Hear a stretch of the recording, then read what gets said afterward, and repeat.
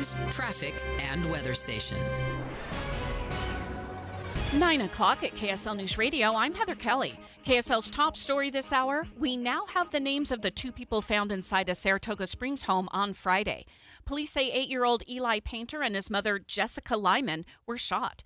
Painter was pronounced dead at the scene while his mother is still in the hospital in critical condition. Everybody's a suspect to us right now until we can get down the road on some things and start piecing it together.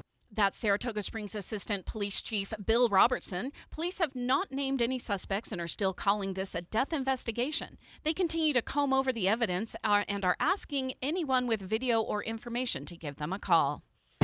Our top national story this hour from ABC News. Wisconsin voters will decide the balance in their state Supreme Court tomorrow. It's a race that's pulling in millions of dollars in donations, including from Elon Musk. ABC's Rachel Scott reports. The closely watched race between conservative Waukesha County Judge Brad Schimmel and liberal Dane County Judge Susan Crawford, a test of the political power of Musk and a barometer about how voters are feeling about President Trump's second term. The outcome of Tuesday's race will determine control of the state's high court. That could impact future rulings on abortion rights and Wisconsin's congressional map, which could shake up control of Congress. According to the Brennan Center for Justice, Republicans and Democrats have donated around $81 million to this race. Your money at this moment, the S&P 500 and the NASDAQ have lost a considerable amount, but the Dow is now up 23 points. Coming up, keep your winter coats close. KSL weather is next. KSL News Time, 9:01.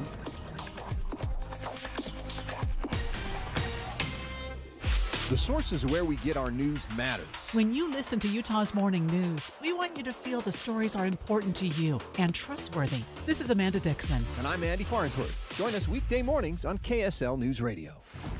This is Christian Staples with Arctic Spas. What is the number one reason people buy a hot tub and then don't use it? The maintenance. Arctic Spas is relentless in making maintenance easy with our automatic saltwater system. We call it Spa Boy because it's like having someone else take care of your spa for you all the time. It uses salt water, which is the more natural way of treating water, making the water more comfortable. You get no smell, no red eyes, or dry skin, just pure enjoyment. It's automatic because it has a sensor that reads the water and then automatically adjusts the sanitizer and the pH. You don't have to test and adjust the water yourself. You can even monitor everything from your Arctic Spa app on your phone. Now, get all the relaxing advantages of a hot tub without the not-so-relaxing maintenance. So for the most comfortable and convenient spa out there, check out Arctic Spas with stores covering all of Utah in Salt Lake, American Fork, and St. George, or online at arcticspasutah.com. Arctic Spas, the only spa built for Utah's harsh climate. This may sound like a finely tuned engine, but it's not. This may sound like a car commercial, but it's not. This is a message about kidney failure. Your kidneys are a lot like the filters in this car's engine. They're working to filter toxins, chemicals, and waste out of your body so you can stay in top condition. Unfortunately, things don't always work out the way they should. 1 in 3 Americans are at risk for kidney disease. 37% of Americans suffer some form of kidney disease from high blood pressure and diabetes. The Kidney Foundation needs your help to drive down the rate of kidney failure. Please donate your used car or truck to the National Kidney Foundation of Utah and Idaho at towcars.org. Towing is free. Your car can be picked up in 12 to 48 hours and your donation is tax deductible. Keep your donation local by donating your car to towcars.org. That's TOWKARS. Tow Cars with a K, like kidney. Again, that's towcars.org with a K, like kidney. Robinhood Gold members can now enjoy the VIP treatment, receiving a 3% IRA match on retirement contributions. A very handsome reward indeed. With Robinhood Gold, your annual IRA contributions are boosted by 3%. Plus, you also get 4% APY on your cash and non-retirement accounts. That's over 8 times the national savings average. The perks of the high net worth are now available for any net worth. The new gold standard is here with Robinhood Gold. To receive a 3% IRA boost on annual contributions, sign up at robinhood.com/gold.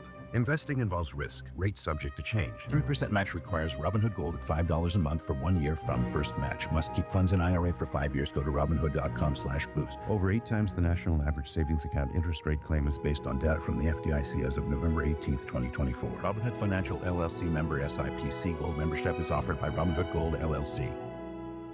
Any Hour Services free furnace sale is going on right now. If you haven't scheduled your free estimate yet, do it now. Call Any Hour Services today or schedule online at anyhourservices.com. Traffic and weather together, brought to you by Mountain America's low-rate auto loans. Here's Steve Carlson. I-15 rolling clean and green, full speeds both ways between Springville and South Willard. Same easy drive traveling on all the belt routes. I-80 looks good, same for Legacy and the 21st South Freeway. Looking to connect with kids, with nature? Flower gardening is hands-on, time together, and memories. Olson's Greenhouse offers perfect plants for families to grow together.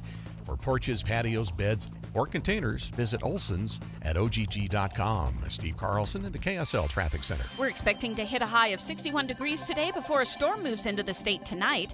It sticks around for tomorrow, potentially bringing some valley snow. Tomorrow's high just 46. Right now, it's 50 degrees and cloudy.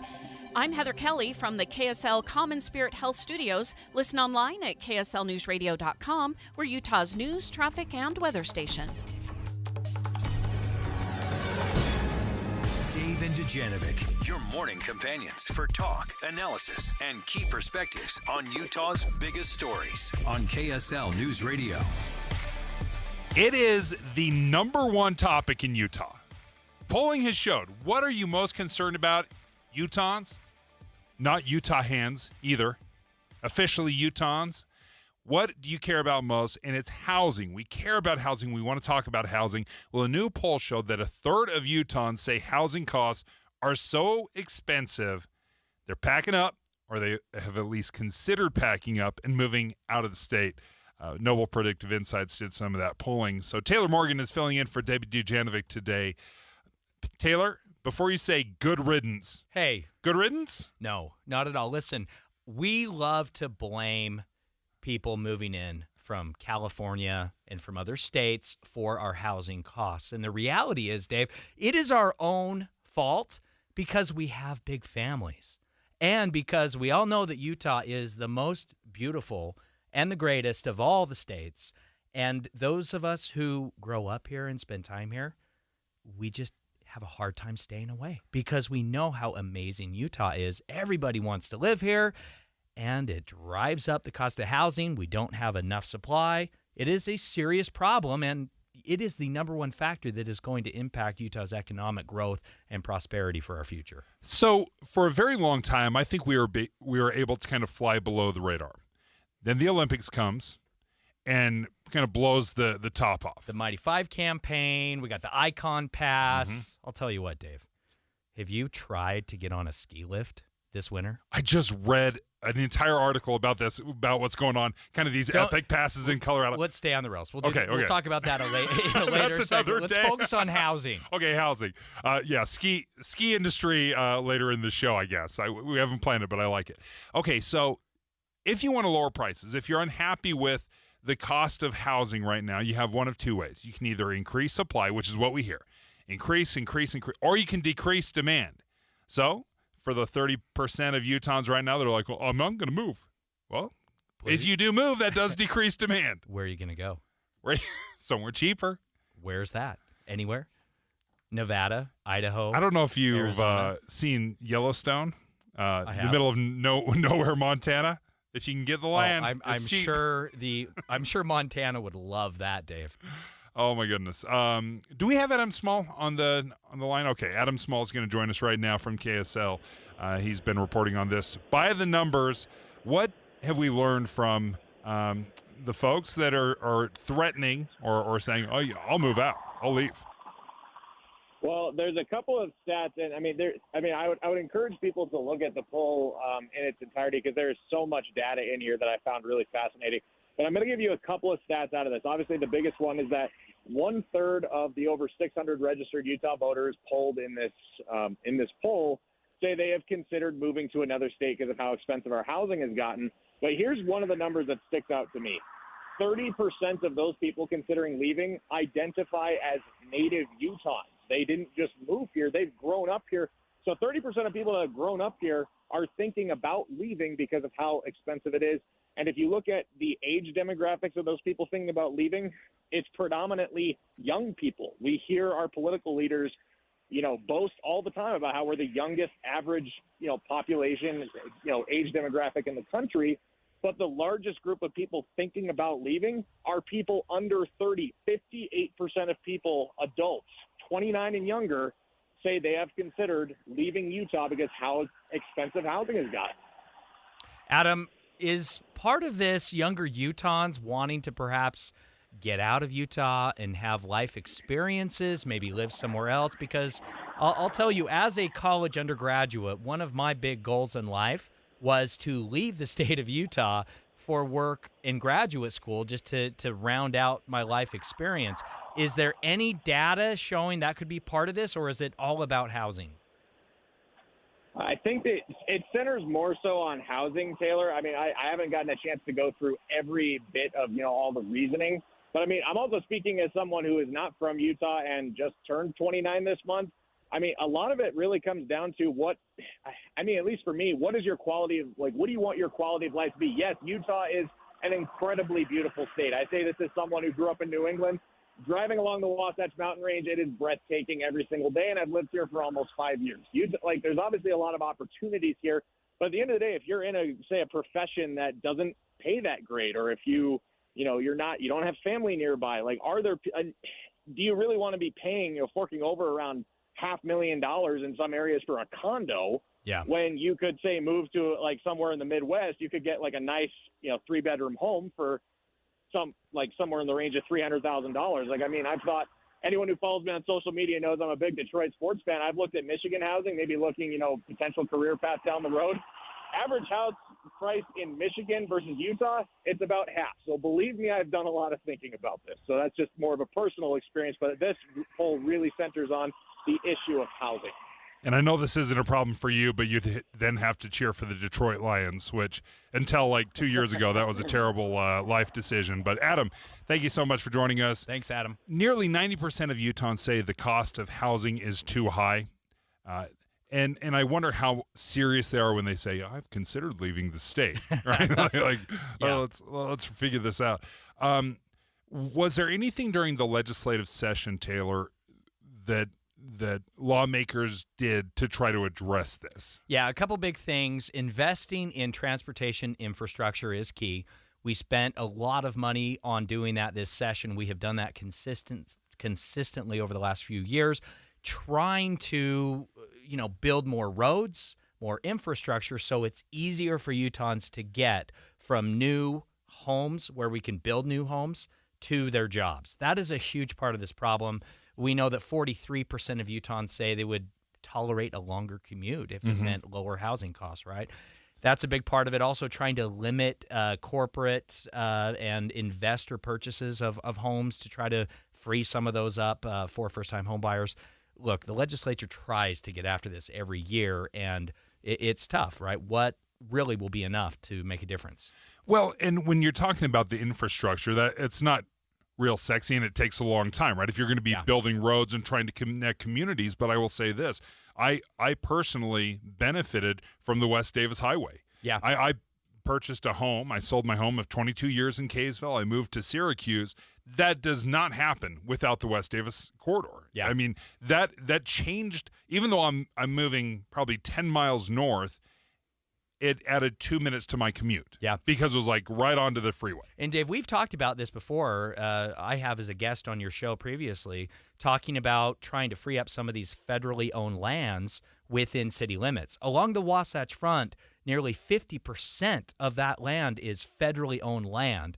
And a lot of that could potentially be opened up for responsible development for affordable housing. So joining us right now, Ari Brunning from CEO Envision Utah. Ari, you've done a lot of research looking into this because obviously when we look at the dearth of homes in Utah, it is staggering. It is tens of thousands of homes that we're short right now. And there are some estimates that in the next 5 years, we could be 150,000 units short. We've talked about supply and demand, and we want to build. Is there good data, or have you looked into this? Well, what if people just stop moving in here? Can we let people leave? Is that a viable option? Well, it sure sounds good to have fewer people here, right? Yeah. But I'm not sure that the best way to have fewer people is to price out our own kids and send them elsewhere. We're not going to price out the people selling their $1.5 million home in California and moving here. We're going to price out our own kids. And personally, that's not the direction I want to go. It does help with our water constraints and our traffic and a lot of other things, but I don't think we want to become, say, San Diego, where just nobody can afford to live there and they move elsewhere. Yeah, definitely. Is there a way we can keep out the Californians illegally that we should explore? Just kidding. Dave, you have a better question. We have nothing against unless you're a Lakers fan. That's fine. We're a Sacramento Kings fan. We're fine with. But when we're looking at the future, and the legislature has tried to tackle this on many different levels, but quite frankly, it just looks like the need is for developers to come in, build more high-density housing needs to be a component of this, and not just single-family homes. But we are kind of restricted. We have these ginormous mountains on the east and a big lake on the west, so we are kind of narrowed down to this corridor. Yeah, you're right. We are land constrained, and a lot of the land that is available doesn't have a lot of water. So if you combine the land and the water constraints, there isn't a ton of land we can build on, so we do need to build more densely. If you have less of a land cost in the products that you're building, whether it's a smaller lot or apartments or townhomes, that makes them more affordable, and it gives us more units so that we can eat into that housing shortage a little bit more. Yeah, Ari, what can you tell us about Utah's Demand More Supply initiative? I know that there's this call to build X number of new housing units per year and a certain number over the next 5 years. What can you tell us about that? Yeah, so this is an effort to educate Utahns about the need for more supply. We surveyed Utahns and asked them, well, first of all, everybody agreed pretty much that there's a housing cost issue, almost everybody. But when we asked them what the cause of the issue was, they were all over the place. Everything from high interest rates to greedy developers. And almost very few people said it's just we don't have enough units. And so that is an effort to educate Utahns that we just need to build more housing. We need more supply. How much of this falls on the local communities? Because when it comes to zoning, this is a hyper-local issue. So it's a little bit difficult, I think, from the state's point of view, where you're like, yeah, we'd love to build more, but ultimately it falls on Layton City or it falls on Syracuse or Tremont, whatever it might be. They've got to open up or encourage or incentivize. What does that look like on a hyper-local level from the communities, asking them, hey, everybody loves the idea of high-density housing until it's across your street? Yeah, that's the crux of the issue, right? I want more supply, I want high-density housing, just not next to me, right? Yeah. And so I think all of us need to take a step back and ask, what can I do? What can my community do? Everybody has a role to play. Some communities are more built out, and maybe it's some redevelopment and some infill and some basement apartments and so on. Other communities like Syracuse have a lot more open land, and they can build more housing. And the more housing you can fit in there, the better for housing prices. Taylor touched on, I think, an interesting point is you do have to have infrastructure. You have to have roads. You have to have highways to connect. And is there a federal land component of this? Sometimes when we think about these federal lands, we're like, we're just going to throw up condos all over the place. But maybe it's more utilitarian in the sense that we're building more highways or more connective infrastructure. Yeah, there's probably a targeted role for federal land in this. Infrastructure also is. Roads are a big piece of that, but as we've talked to various cities, sewer is also a huge constraint. It's $100 million plus to build a new sewer plant. And so maybe there's a state role in helping cities with that sewer infrastructure so that they can allow more housing. Now, in your role at Envision Utah, clearly you're looking at all of this and how it impacts Utah's future economic growth. We know that Utah is the fastest growing state in the nation. Our economy is booming. One component of this that really comes to my mind is wealth generation for Utahns, for kids, grandkids. My kids aren't that old. I've got a 14-year-old and I have a 9-year-old. But looking ahead to the future for them, I know the best thing I ever did was buy a townhouse when I first got married. And it was hard. It was a stretch back then. And I think we bought that thing for $150,000, right, back in 2006. But because we did that, it appreciated. we were able to sell that and then buy a larger home. But without having made that first purchase, without having an affordable option, then I would not own a home today. And so I really worry about the future of younger Utahns. What does Envision Utah see with that future wealth generation for our kids and grandkids? Yeah, this is a really big issue in my mind. I just saw a statistic that the average age for a first-time home buyer in America now is something like 39 years old. Yeah. Oh, wow. And I find that terrifying for the reasons you just talked about. And those who own homes have approximately 8 times as much household wealth as those who do not. And so this is a critical issue to me for upward mobility, for young people to be able to build that wealth. And I think the last thing we want to do is have this big divide in wealth generation that's just a generational divide. Yeah. Just because of happenstance of when you were born, you're less likely to be able to build wealth for your family. One of the things that stands out to me, and it does seem like the legislature has tried to step in, allowing more accessory dwelling units, whether it's in the house or outside of the house, where you can start adding more supply that way. But also an angle that I think a lot of us want to dismiss immediately is multiple people or multiple families buying and investing in the same house, where you have multiple buyers. And that's one of those things that, sure, maybe it's not the vision you had as buying a home with your friend, and then you've got to worry about whether or not they can make that payment. But multiple purchasers on a single home, again, that's another way perhaps to tap into some of these this equity. But it is very different than the way we did it. And as a parent, I'd be like, don't do that. Yeah. But the alternative is you do nothing. Okay, I want to talk about reducing demand maybe. And this just might be my strategy, Dave, but regularly when somebody posts something beautiful, a beautiful photo of Utah or something about how great Utah is, my friends and I, we jump in the comments and we tell everybody, you don't want to go to Utah. It's super weird. Stay away. Colorado is much better.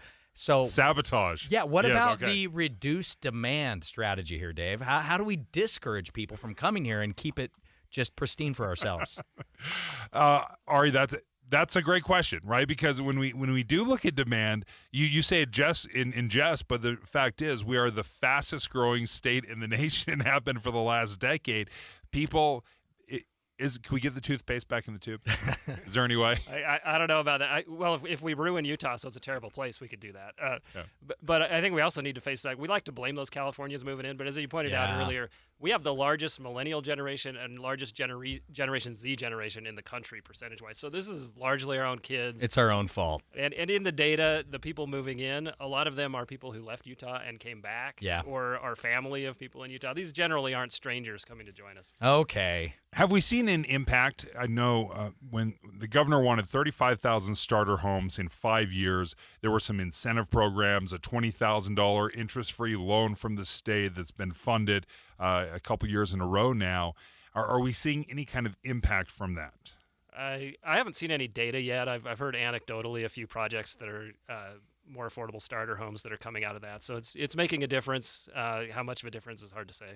Anecdotally, I have some extended family members, younger married couple, who were able to buy their first home because of that state grant.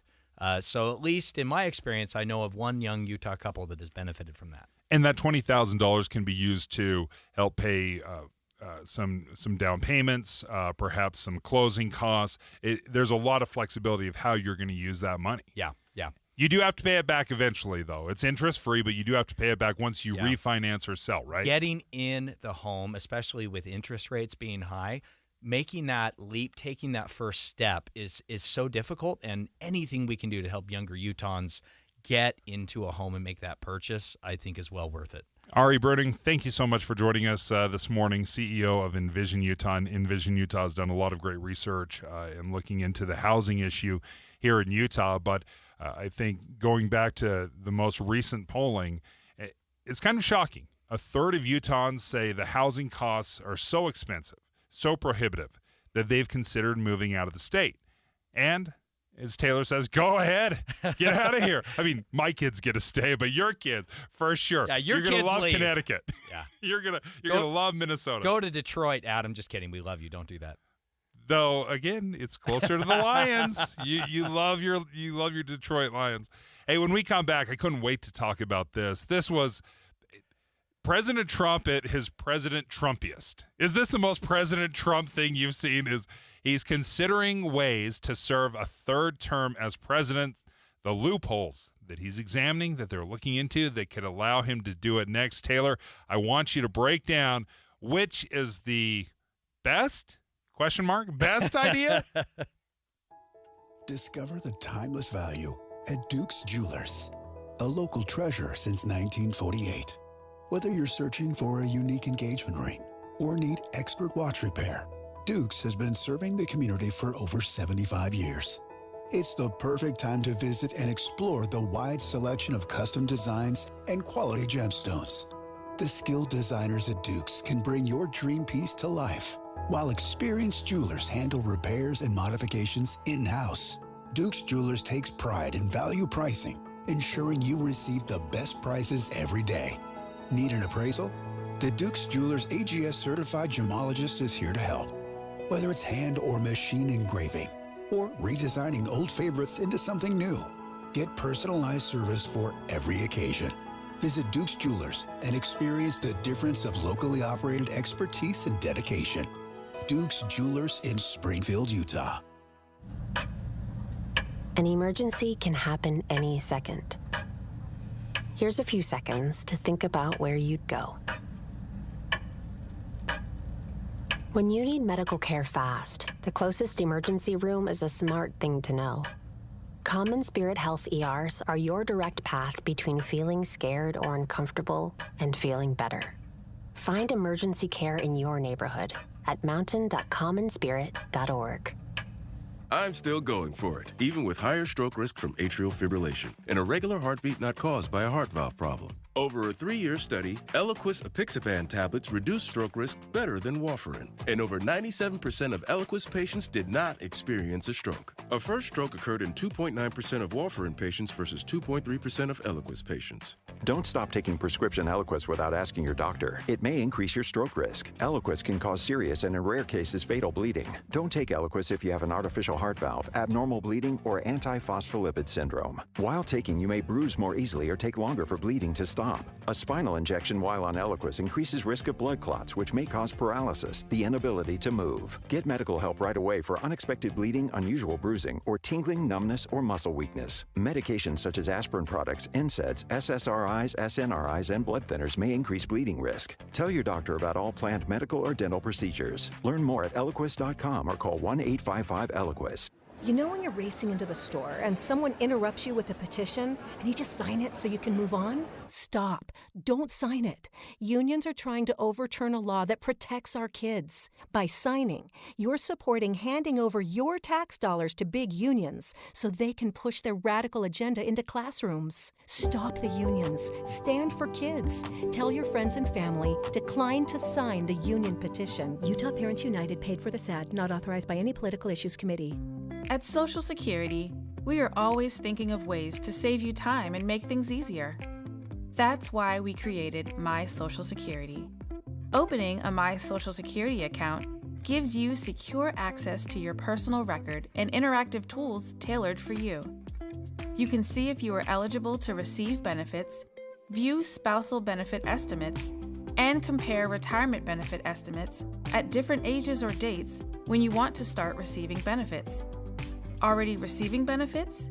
Use your account to change your address, set up or change direct deposit, get a proof of income letter, and more.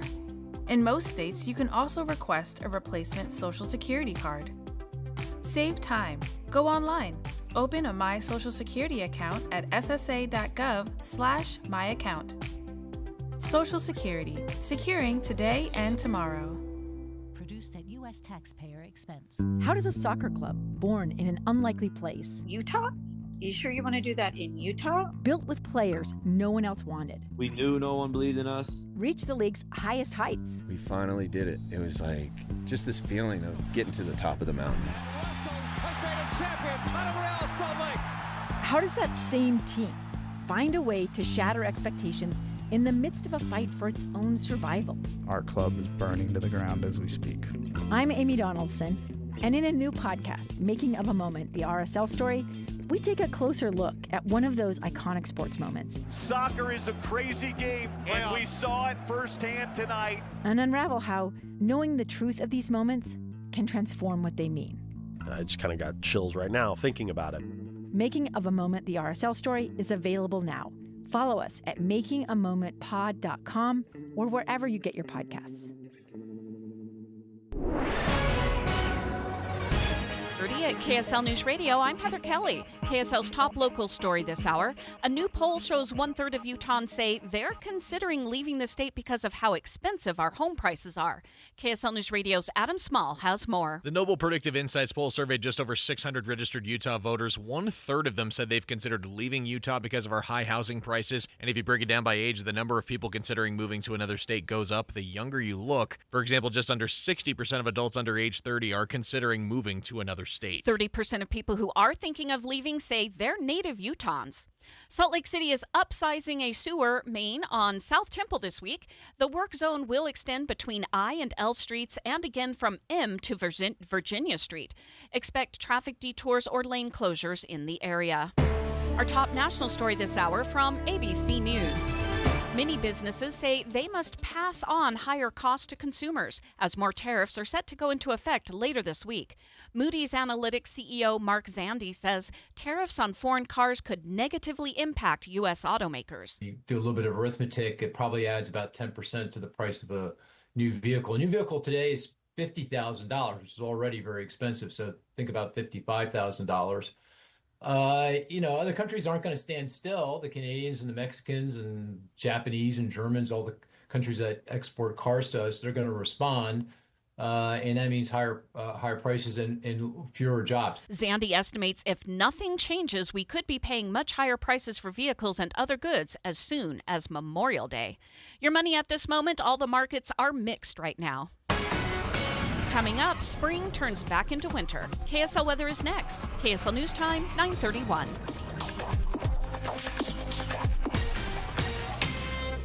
Mornings are for recharging. And they're for starting your day right. We volunteer to join you in the car. Get news and weather at 102.7 FM during the most important part of your day. Andy and Amanda, each morning between 5 and 9 on KSL News Radio. Do you want to make your house more comfortable, more energy efficient, more valuable? Well, maybe it's time you took a look at your doors and windows. And there's nobody around who does doors and windows better than Peach Doors and Windows. Improve the functionality of your home with custom replacement windows, entry doors, patio doors. Maybe you have a sunroom or you want a new custom front door and windows to maximize the beauty of your home. Peach offers flexible financing available to fit any budget. They've got expert installation, including fiberglass doors, which are their specialty. And they'll replace your windows with the highest energy efficiency rating. And customer service is a top priority. It's the reason why they have so many 5-star reviews on Google. You can check it out for yourself. You can also check them out online at peachbuildingproducts.com.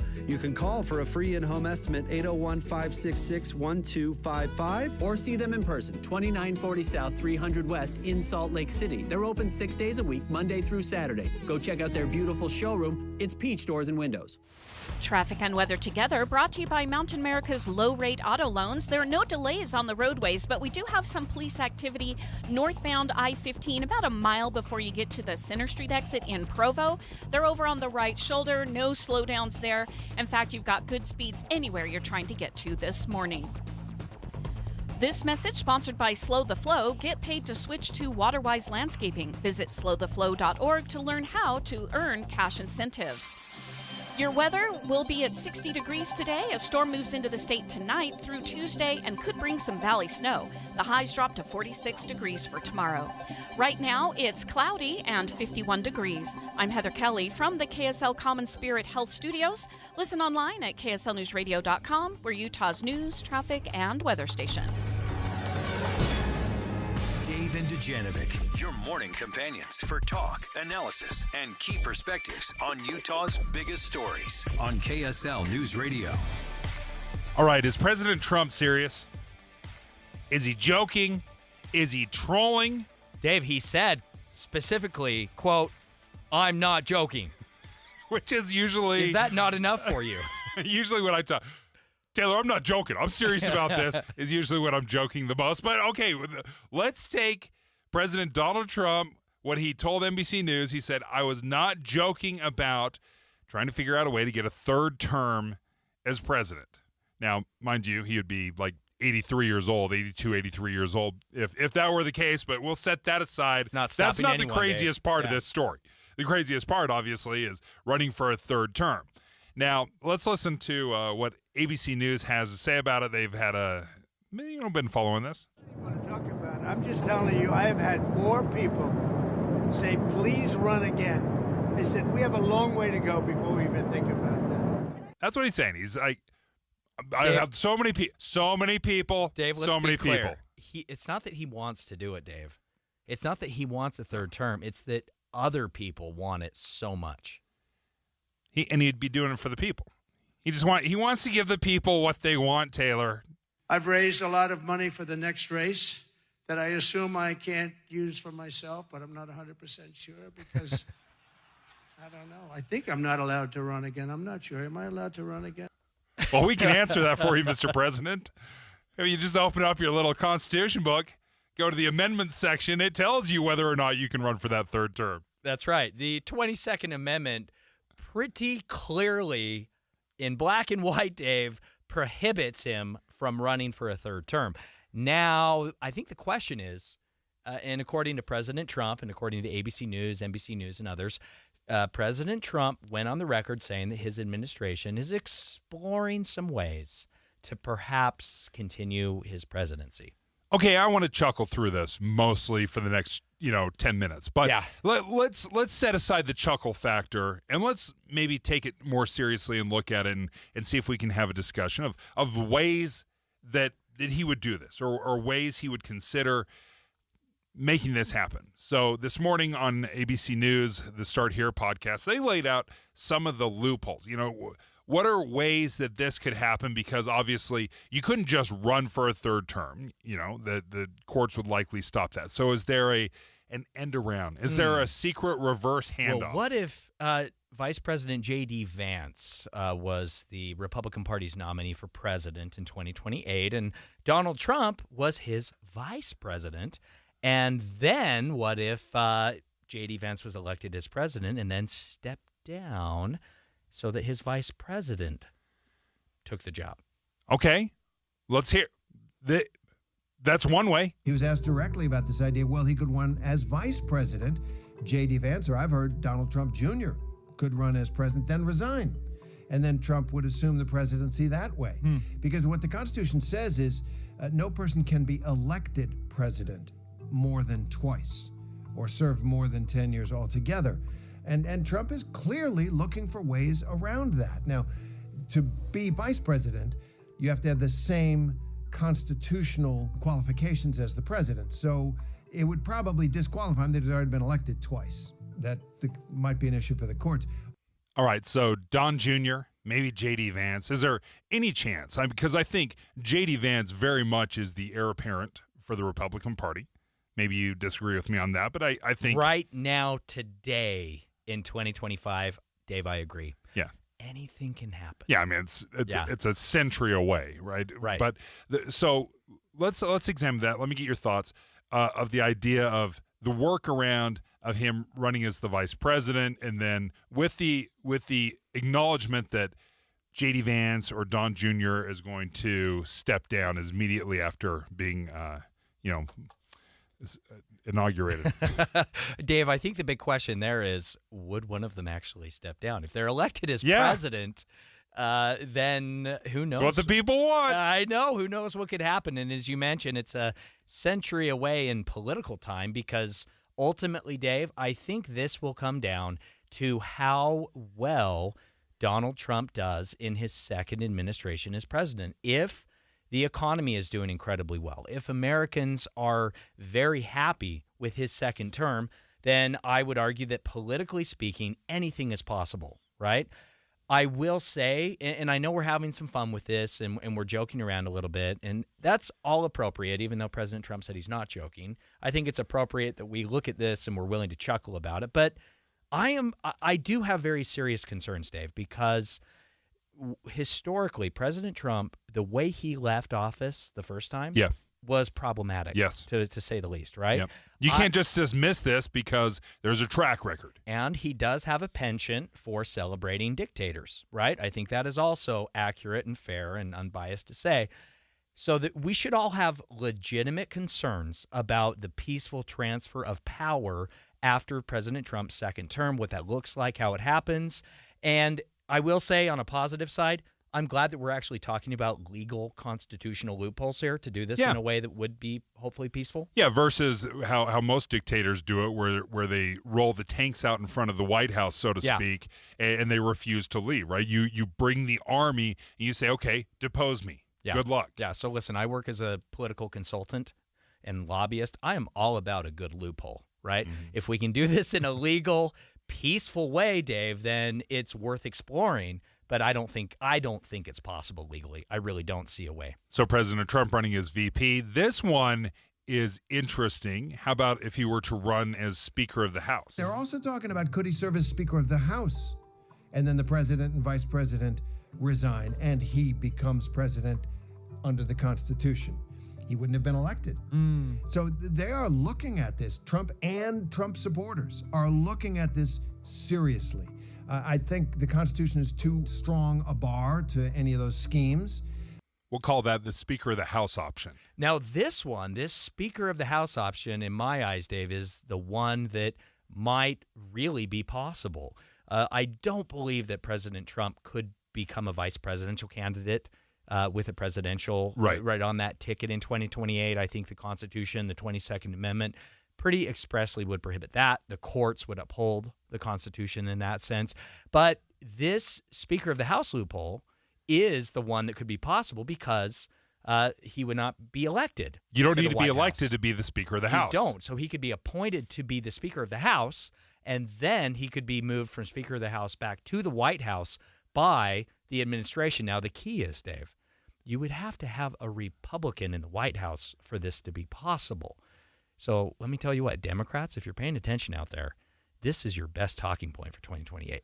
And you have to have control of the House as well. That's exactly right. Your House Speaker so you have to have control of the House as well as the White House. So the Speaker of the House option, that was one that I thought, okay, well that's probably the best loophole that I've seen. And no one is talking about the possibility of just amending the Constitution, Dave, because that is practically impossible. But they're going to try and amend the Constitution. There's already efforts to do that. And Trump wants it. It's clear he wants it. The only thing that's going to stop him is that at this point, the public seems overwhelmingly against it. But he has a way with his base to move them to things they never would have thought they would be able to support. Now, when we talk about the amendments, sometimes we think these amendments are untouchable or they've been around forever. The 22nd Amendment, ratified in 1951. Yeah. I mean, it's less than 75 years old. So the idea that there have been term limits since Washington's days, that's just not true. There has been a handshake agreement with American voters up until post-World War II. We had a president serve 3 terms, right? And so then FDR. Then we codified it in a constitutional amendment. The 22nd Amendment made it official. It is interesting to me that the only federal branch that does have term limits is the president. The Senate doesn't have it. The House doesn't have it. Supreme Court is there forever. But it's the president where we draw the line. We're like, no. But that person, we don't trust ourselves to vote out if we don't like him. Hey, maybe we could get behind changing the Constitution for this if we impose term limits on Congress. Maybe that's one way to do it. Yeah, it's a fascinating conversation. I appreciate everyone kind of joining us on that little stroll down what if. What if? How serious is Trump? Coming up next, Governor Cox says Utah is passing way too many bills. Taylor shares his analysis on why the amount of bills matters. Next. Dave and Dujanovic. If you're driving to work or you're driving the kids to a soccer game, we're your in-car companions. People will come up to me and say, oh, I talk to you every day. You don't realize it because I'm talking at the radio, but I talk to you every day. Listen for Dave and Dujanovic 9 to noon on KSL News Radio. Mountain Home Services, talk back to KSL. Text us at 57500, sponsored by Mountain Home Services. I'm still going for it, even with higher stroke risk from atrial fibrillation and a regular heartbeat not caused by a heart valve problem. Over a 3-year study, Eliquis apixaban tablets reduced stroke risk better than warfarin, and over 97% of Eliquis patients did not experience a stroke. A first stroke occurred in 2.9% of warfarin patients versus 2.3% of Eliquis patients. Don't stop taking prescription Eliquis without asking your doctor. It may increase your stroke risk. Eliquis can cause serious and in rare cases fatal bleeding. Don't take Eliquis if you have an artificial heart valve, abnormal bleeding, or antiphospholipid syndrome. While taking, you may bruise more easily or take longer for bleeding to stop. A spinal injection while on Eliquis increases risk of blood clots, which may cause paralysis, the inability to move. Get medical help right away for unexpected bleeding, unusual bruising, or tingling, numbness, or muscle weakness. Medications such as aspirin products, NSAIDs, SSRIs, SNRIs, and blood thinners may increase bleeding risk. Tell your doctor about all planned medical or dental procedures. Learn more at Eliquis.com or call 1-855-ELIQUIS. Let me ask you a question. You have a best friend? How big would it shock you if somebody told you that your best friend just killed somebody? 911, what's your emergency? Someone on the other line said they kidnapped my son, and they're demanding $500,000. On September 12, 1995, 12-year-old McKay Everett disappeared from his home in Conroe, Texas. It was a crime that shocked the community because the suspect was so unlikely, so unexpected. Former high-ranking police official. He'd run for sheriff at one point. Law enforcement personnel were pretty much split down the middle over whether or not he actually did this. And to this day, McKay's mother, Paulette, still feels that justice was never truly served. I've asked myself so many times, what in the world happened? Ransom is available now. Listen at ransompodcast.com or wherever you get your podcasts. Dave and Dujanovic. Dave and Dujanovic. The magic number here, 582. That's how many bills were passed this session. 45 days, 582 bills. Don't even get me started on if you could even read that many bills, because I'll answer it for you right now. You cannot. No. You cannot read 12,000 pages worth of bills in 45 days. I know a lot of these bills are kind of done beforehand. And, sure. Are you going to make me defend the legislature, Dave? Taylor, this is outstanding. This is why I appreciate you filling in for Debbie Dujanovic today. Taylor Morgan is joining us, co-host of Inside Sources. So, yeah, 582 bills. It's the second most we've ever passed. Last year was number one. I think it was 591. Yeah. Yeah. Yeah. Is that right? Yeah, we set the new record last year, 591 total passed. Yep. So we showed a little bit more restraint this year. Only 9 less. Maybe. a little bit less. A little bit. All right. So Governor Cox, he vetoed 6. He didn't sign 3, which means they just automatically went into law. He doesn't have to sign them. If he doesn't sign a bill, then it just naturally goes into it just passes, right? It becomes law. But if you veto those 6, then obviously it's got to go back in the House and Senate. They've got to figure out, are we going to override the veto, right? Right. They have to have 2/3 in both House and Senate to override a veto. I would argue that none of those 6 bills that were outright vetoed by Governor Spencer Cox are perhaps politically important enough to legislators that they would consider a veto override session for any of those. The flag bill, as it is called, he let that pass into law without signing it, of course, did not veto it. I believe that could have triggered a veto override session had he vetoed that bill. Instead, he wrote a very long letter complaining about the bill, saying he would like parties to have worked together to make a better bill, but ultimately let it pass into law. So of the 582 bills that were passed, the vast majority of them obviously went into law. Walk me through, are all of these bills, so often when we talk about the laws that are passing, we end up focusing on a dozen or so laws, right? Those are the ones that stand out. They're the ones that end up here on talk radio or they end up in the newspapers, and that's what we're discussing. But when you have hundreds and hundreds of bills that get passed with very little knowledge from the people, we don't talk about it. Walk me through why we need so many laws passed. Yeah. Are they significant? Are they little procedural little tweaks, or are these? Yeah. What does it look like? Okay, first and foremost, I feel like I have to disclose something here. I don't have any conflicts per se, but I am in my day job a lobbyist. And so listeners, maybe I'm a little too close to this, Dave. You can call me out if I'm being too defensive of legislators or the process here. But just putting that work with Morgan May Public Affairs, we do lobbying. We work with legislators year round on bills, right? Okay, so having said that, your point about process and tweaks is, I think, really important. The Utah legislature, as we know, is a part-time citizen legislature, meaning all of these lawmakers have other jobs. They have day jobs. They have other things going on in their lives. They are only a full-time legislator for 45 days a year during this session. That means they only have this limited period in time each year to pass any changes or any new laws. And, Dave, Utah code, it's very long. And a lot of these bills are very small technical bills, technical changes in the statute to help our state code be current and updated with the times.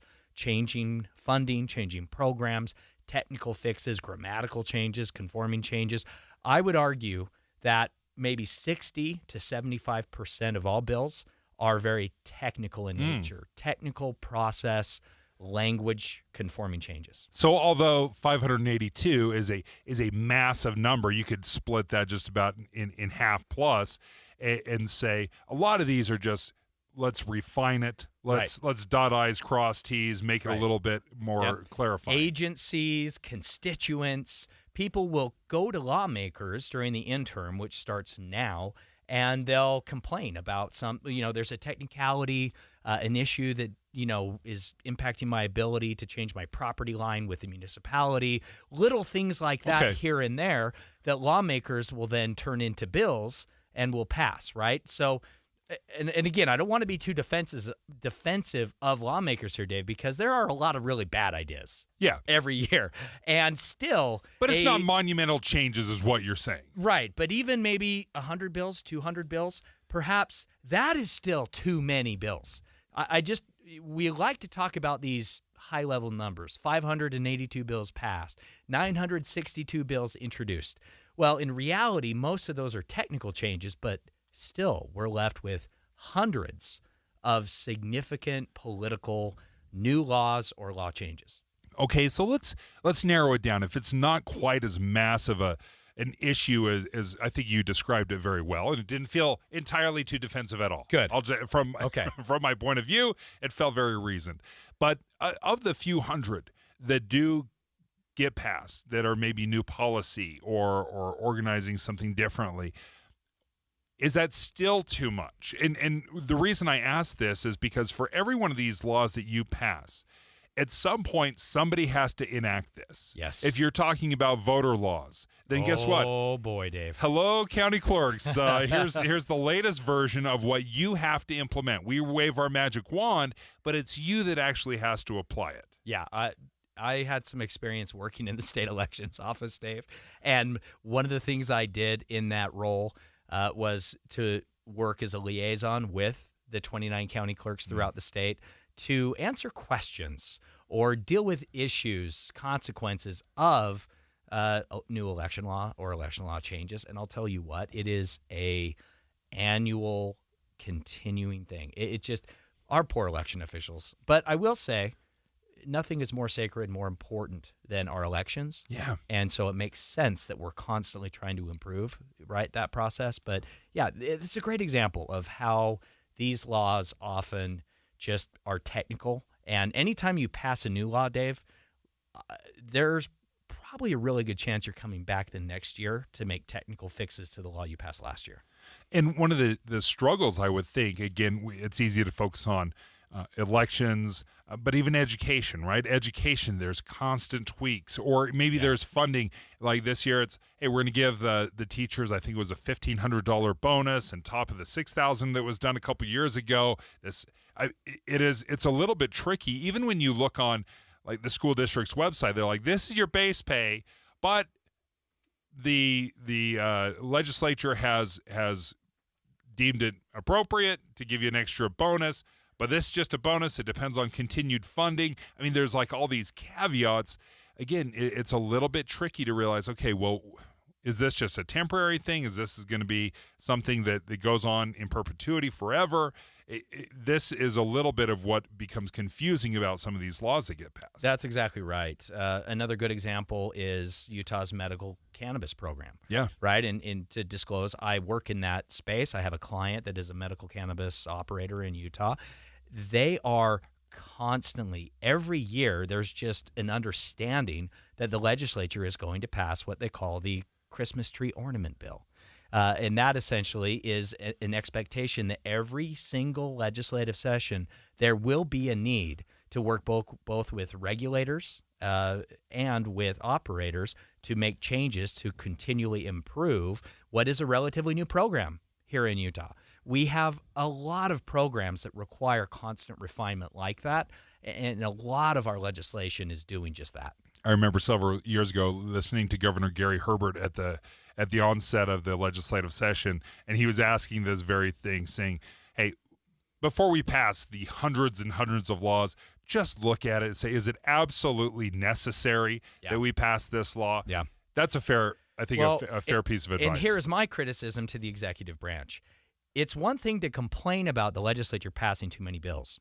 But, Dave, if you only veto 6 of those bills, you are essentially saying you're good with the rest of them, right?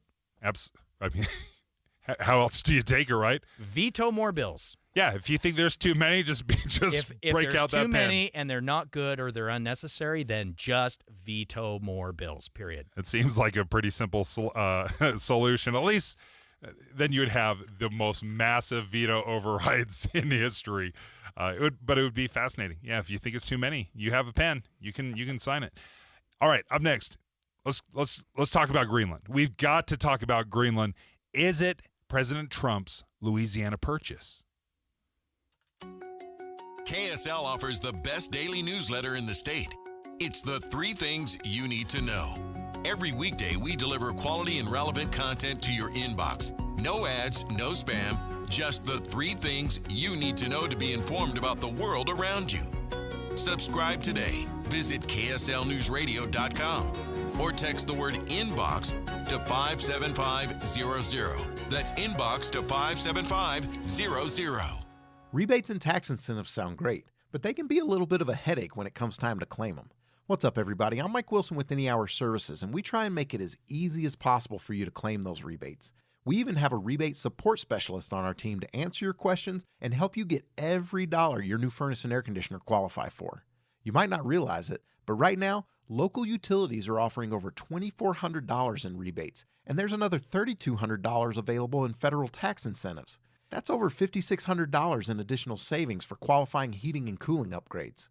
When you couple those rebates and incentives with Any Hour Services free furnace sale that's going on right now, I mean, even if you've just been thinking about replacing your old furnace and air conditioner, it makes a lot of sense to schedule a free estimate and learn more. One of our HVAC supervisors can come to your home and explain everything. Call Any Hour Services at 801-443-7400. Google Any Hour Services or schedule a free estimate online at anyhourservices.com. No one helps more homeowners than Any Hour Services. This is Christian Staples with Arctic Spas. Way back in 1989, I started servicing hot tubs in Park City, and I learned the hard way in the freezing winter in the mountains that hot tubs are not built for Utah's harsh climate. I then found the Arctic Spa, the most northern manufacturer of hot tubs built specifically for the northern climates. Arctic Spas use perimeter insulation similar to your house where the outside walls are insulated. This allows us to utilize the excess heat from the motors to help heat the water and reduce your electric cost each month. Since then, we have sold 10,000 Arctic Spas here in Utah. We've learned that Arctic Spas last longer because they are built stronger. You can just feel the difference. Arctic Spas are easier to fix because we put access panels all the way around the spa, which makes it less expensive for you. Add this to the lower electric bills each month, and you end up with the least expensive hot tub to own over the long term. Arctic Spas, with stores covering all of Utah in Salt Lake, American Fork, and St. George, or online at arcticspasutah.com. Arctic Spas, the only spa built for Utah's harsh climate. Patrick was way behind on his IRS taxes. I was in way over my head. The total amount ended up being somewhere just over $30,000. $30,000. Then the IRS came to collect. Started getting letter after letter. A lien had been filed against me. They were going to basically hang me completely out to dry. He had to do something. That's when I reached out to Optima Tax Relief. Patrick's life quickly got a lot easier. It was very easy, pretty much hands off, They picked up the ball and ran with it. And how'd it go? I couldn't believe it. I had to ask 2 or 3 times. I saved an incredible amount of money. How does Patrick feel about Optima? Couldn't be happier. They definitely helped me. Optima Tax Relief, the best place to call. They're the best in the business. Do what Patrick did and call Optima Tax Relief for a free consultation. Call 800-343-6460. 800-343-6460. 800-343-6460. Optima Tax Relief. Testimonial from an actual client. Some restrictions apply. For complete details, please visit OptimaTaxRelief.com. KSL FM Midvale. KSL Salt Lake City. From the KSL Common Spirit Health Studios, this is KSL News Radio. Utah's news, traffic, and weather station. 10 o'clock at KSL News Radio. I'm Heather Kelly. KSL's top local story, a fiery crash led to a gas leak in Murray over the weekend. The car crashed into a tree right outside a local business last night near State Street, causing the gas leak. The vehicle caught on fire, and the 2 adults and 3 children were all able to get out of the car, but 2 of the children did go to the hospital with minor injuries. The street was closed for several hours, but is now back open after crews worked to repair the gas line. Brianna Willis, KSL News Radio. Lori Vallow Daybell's Arizona trial starts today. She's already facing a life sentence in Idaho for the murder of her 2 children. In Arizona, she's been indicted on a charge of conspiracy to commit murder in the death of her former husband, Charles Vallow. Lori will be representing herself in court as something that could complicate the jury selection today. Our top national story this hour from ABC News. New tariffs from the Trump administration are set to take effect this week, and it's having a big impact on the markets. All 3 major indices were down when markets opened, with the S&P 500 and the NASDAQ hitting their lowest levels in 6 months. But within a few hours of trading, they had rebounded somewhat amid broader uncertainty about this week's planned tariffs going into effect. President Trump is planning to enact reciprocal tariffs on Wednesday, which the president says will impact all countries. But Trump has also suggested the tariffs will be very lenient, leading to some confusion among investors. Mike Dubusky, ABC News. Your money at this moment, the NASDAQ is still down more than 200 points, but the Dow has rallied. It's up 109. Coming up, stormy weather returns today. KSL weather is next. KSL News Time, 10:01.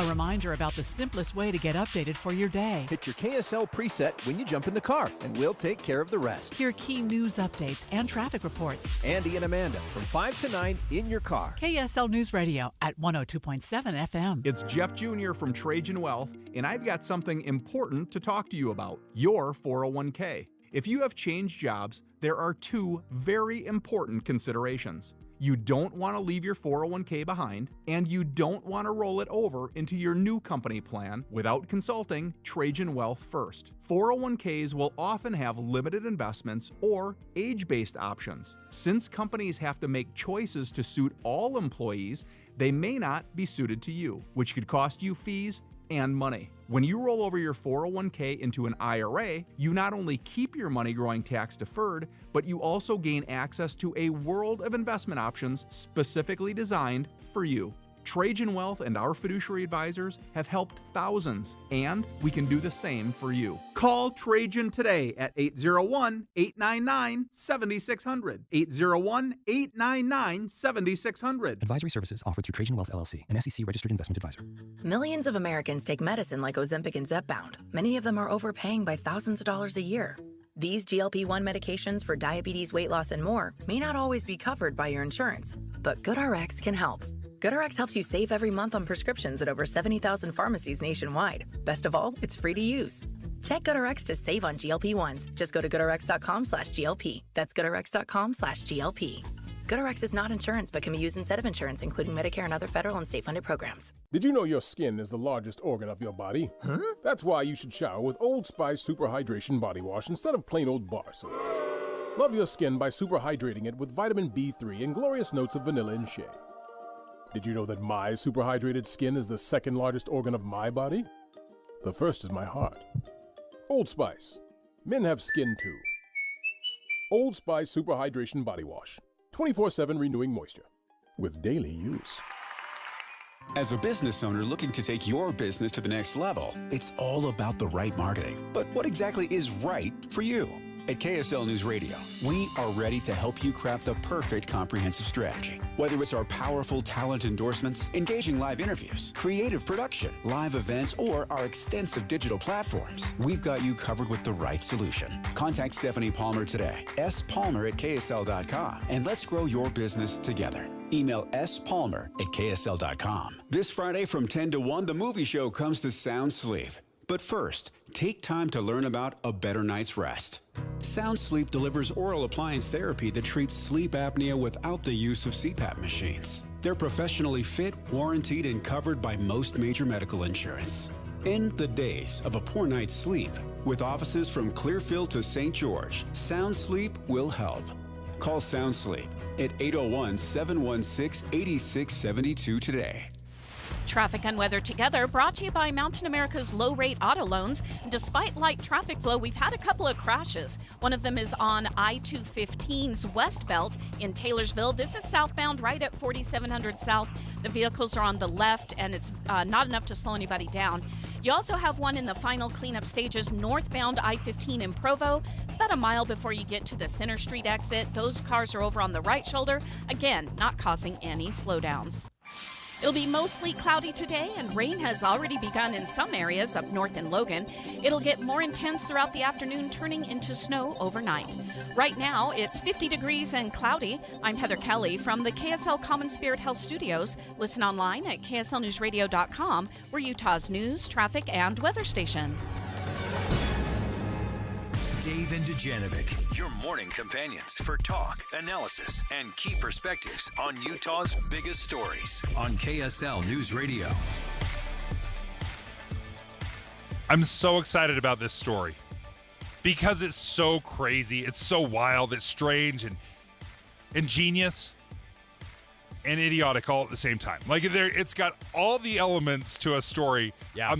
We're talking about Greenland. Dave, this is the brilliance, the genius of President Donald Trump. Now, love him, hate him, regardless of where you are, you have to acknowledge that the genius of Trump is in being so crazy that we can't help ourselves but talk about him and his latest ideas.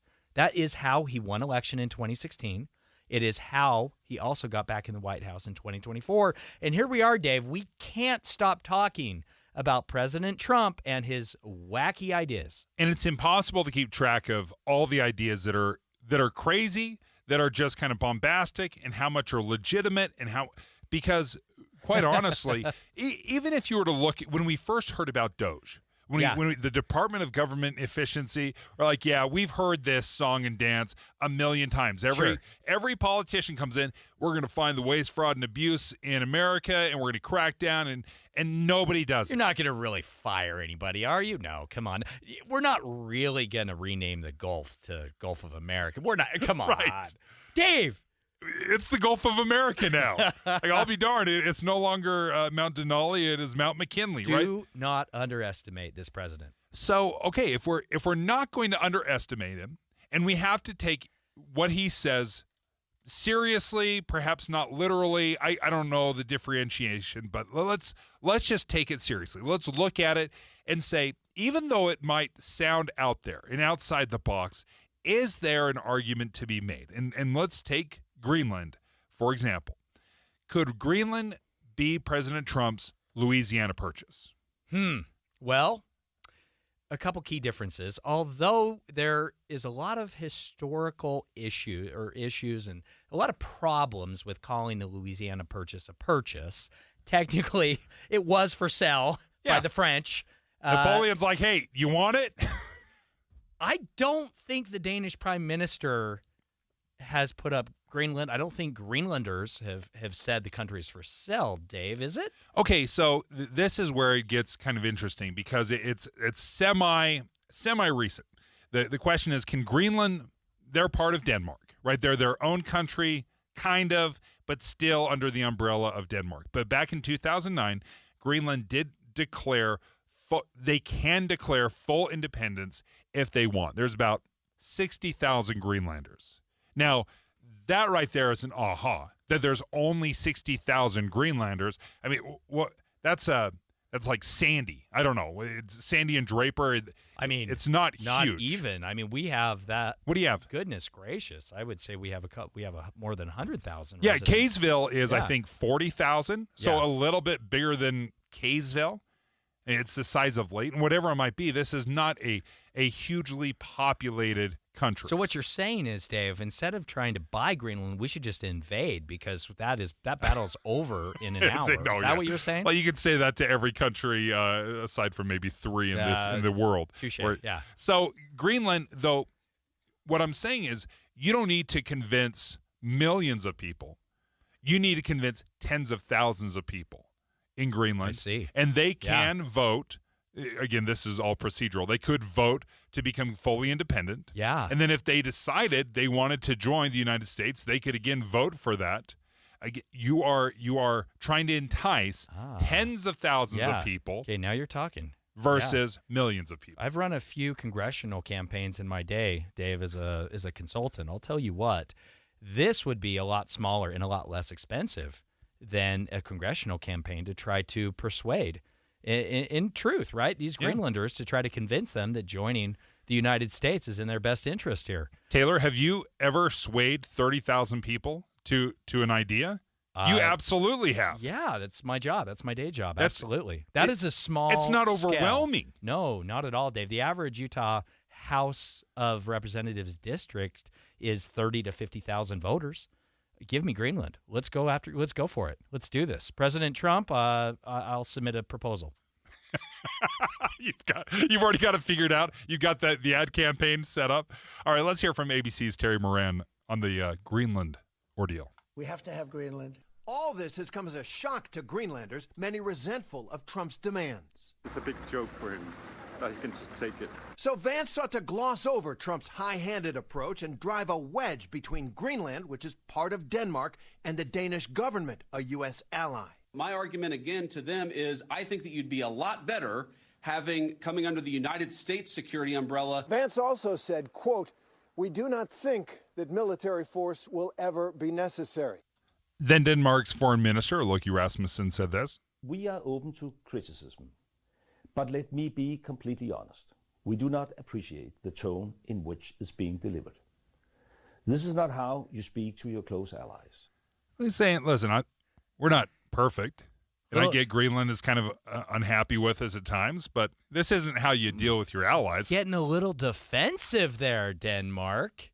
Maybe you could be doing a better job when it comes to Greenlanders. Perhaps, Dave, if I'm a Greenlander, maybe is the United States going to improve my situation relative to Denmark because suddenly the Danish government has to care more about me. I was listening to a podcast from the New York Times and was talking about how Greenland feels about this and how Greenlanders feel about this. And there's a lot of frustration from Greenlanders in how they have been ruled or governed by Denmark and where they don't feel like they have the freedoms for tourism, for fishing, that there's a lot of restrictions there that they are fed up with. And again, you're talking about tens of thousands of people that you would need to sway. And here's the second part of the conversation that I want to bring up. So if Denmark or if Greenland could look at this and say, do we want to be a part of Denmark or do we want to be a part of the United States? Especially when you start looking at some of the world upheaval, Russia invading Ukraine, and and then what does that superpower look like? Are they going to expand? And there's a military component to this with Greenland. Do you want to be protected by Denmark or do you want to be protected by the United States? I'm going to choose the United States, Dave. Every single time, right? Yeah. So if I'm doing some simple math and I'm already unhappy with Denmark, this isn't something that I think you just dismiss out of hand. Yeah. No. Interesting developing conversation. Again, this is a great example of President Trump saying something that when he first uttered his plans with Greenland, we all thought he was off the rails and just completely crazy. Dave, similar to the Panama Canal in a way. Now, the Panama Canal. That's next, by the way. Okay, well, maybe I'll save it. But no, that's fine. My point is to draw that comparison is that there are some legitimate reasons for the United States to assert itself when it comes to the Panama Canal. Now, with Greenland, you talk about international security. Before President Trump's newly warm relationship with Russian President Vladimir Putin, there was a really strong argument to make when it came to Greenland as a buffer for international security to Russia, right? Does that argument still stand today, given President Trump's more cozy relationship with Russia? I don't know. But if I'm a Greenlander and I have to choose which team I want to be a part of, I'm absolutely going with the United States.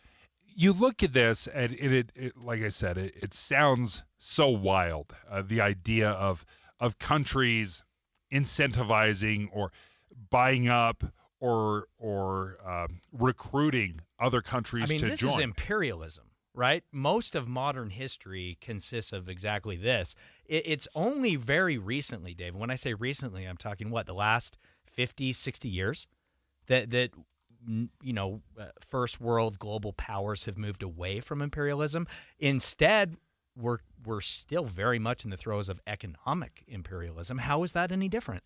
And is it too fine of a line to draw between economic imperialism, which for all practicality is just imperialism, right? If you are tied completely to the economy, the trade of another country, then this is where it gets tricky. So the question is this Donald Trump's Louisiana Purchase? A lot of the reasons why Thomas Jefferson looked at the Louisiana Purchase as being not only a economic boon for the country, but it was a security issue as well. Absolutely. Do you want a foreign country, France, to be on your flank and just sitting there? Right.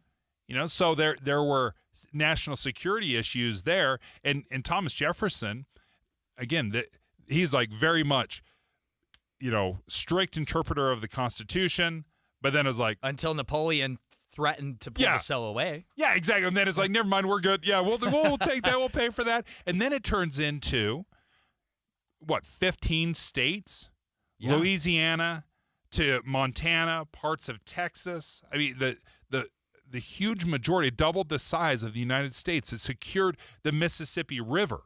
Yeah. It goes down into the port of New Orleans, and it changes trade in America. Right. It's the grain belt. It is everything, Midwest. It is an incredible boon, and it's a security issue. It's an economic issue. All these are arguments totally fine when it's Thomas Jefferson, but not fine when it's Donald Trump? Yeah. It's a great question. I think we have a relationship with Denmark. I'm not saying it's expendable, Dave. I'm a big fan of stroopwafels. I don't want to jeopardize access there, but I think we can make them on our own. No offense, Denmark. Right, this is problematic. Europe has to grapple with a future where they need to be more self-sufficient and potentially independent from the United States or even NATO when it comes to security. The future is evolving in real time, Dave, and I think the historical status quo is not something that any nation in the EU or beyond can really depend on. Now, what this does, obviously, is if you open up this door, if we are able to entice Greenland to join us in some way, right? And it's not that easy. There's 50 steps where this has to happen. But what happens when superpowers start buying up every struggling country with these promises of economic security, military security, trade, freedoms, whatever it might be, these countries, it would almost, it's like being, if Google wants to buy your little company, you're selling, right? I mean, it makes economic sense if they just start adding zeros to the bid. At some point, you're going to say, okay, you can have my country, you can have my company. I don't care. Yeah. Because you made it so such a great financial incentive. And when you're talking about 60,000 Greenlanders, that math is not terrible. Yeah, if you're a Greenlander, I think you might start seeing some real opportunities, Dave, when it comes to the future. Let's bring up another historical example. You've talked all about the Louisiana Purchase. Let's talk about Seward's Folly. Seward's Folly is what at the time many Americans thought about the United States purchase of Alaska in 1867. In 1867, then Secretary of State William H. Seward signed a treaty with Russia to buy Russian America, the territory, right, from Russia for $7 million, Dave. $7 million. How was that on a return? What's your ROI on Alaska now? It's a bigger number than I can calculate in real time. I don't do math on air, Dave, but I'll tell you what, that purchase of Alaska from Russia in 1867 was highly criticized at the time. It was absurd, at the time. But clearly that has benefited America significantly, right? And provide, sorry to cut you off, but talk about national security implications, international security implications of the U.S. having Alaska as a state, right, to protect North America against Russia. I see a lot of similarities to Greenland here. It's a no-brainer now. We look at it, we say, absolutely essential that we have Alaska, have that little corner. And it's separated, obviously, by Canada. Yeah. Like there's a huge separation between Alaska and the continental United States. Yeah. Right? And no one's arguing about that because it makes all the sense in the world. So I guess the question for Greenland, or our 57,000 Greenlanders, Dave, is name a price. What's your price? What would that look like? Let's buy Greenland. Yes. What would the cost be? And I'm telling you, if you divide 7 million by 57,000, I mean, it's a little chunk of change for each Greenlander. I bet you we could spend a little more than what we bought Alaska for in 1867, Dave. Let's maybe throw, $1 billion to buy Greenland. $100 billion. How much money? Well, let's say this. You look at the defense budget right now. Right. It's $850 billion a year. Okay. What is Greenland worth as a military asset stretched over, over 50 years? What would that be? Dave, I'm doing math right now, so keep talking because I'm not going to try to do it in real time on air here, but I'm going to come up with some numbers for you in just a moment. What that number's going to look like if I could buy you off for $100,000 a person or $1 million a person. But the question we're asking is Greenland going to be President Trump's Louisiana Purchase or Seward's Folly, right, where we purchase Alaska? And you look at some of these areas across the world, and we can see where we had control of various places around the world. Look at the Panama Canal. Obviously, we go down, we spend thousands of lives building the Panama Canal, creates this unbelievable trade route, and then Jimmy Carter gives it back to the Panamanians, just gives it to them. Essentially like, hey, we're going to be good players here, and look how that has affected. That obviously that's a bad trade in retrospect. Should we have done that? Should we have just given it back? And I think that's what the question is what does this look like? Now, is there a threat of this being taken advantage of by superpowers? If Russia starts going around and instead of invading Ukraine, they buy up Ukraine, or China buys up, various places, they buy up Vietnam, or they buy up, various places in the Far East, right? This is the danger. Yeah. So let's hear the numbers. Okay, Dave, say we spend $100 billion, which is, a fraction of our annual defense budget. 1/8, yep. Okay, if we spend $100 billion to buy Greenland, that means every single Greenlander would get a payout of $1,750,000. Stop it. Yeah. For $100 billion. For $100 billion. Now that's a rounding error. Now, let's not assume that all 57,000 Greenlanders are adults. I bet there's some kids in that mix, so perhaps that amount would be more significant, or we would allocate the money for minors to their parents, and, Greenlanders, you're suddenly worth a few $1,000,000 bucks. So for a couple $100 billion, you could even you just start raising that number to the point where you say, who's saying no to that? And I'll tell you what, Denmark can't compete with that. I don't care how many stroopwafels they think they can throw at Greenlanders. We're going to sell all the stroopwafels. It's not going to match a couple $1 million per person, Dave. Now, if you get in a bidding war, what if China comes in and says, Greenland, I'll see America's $100 billion. I will give you $300 billion.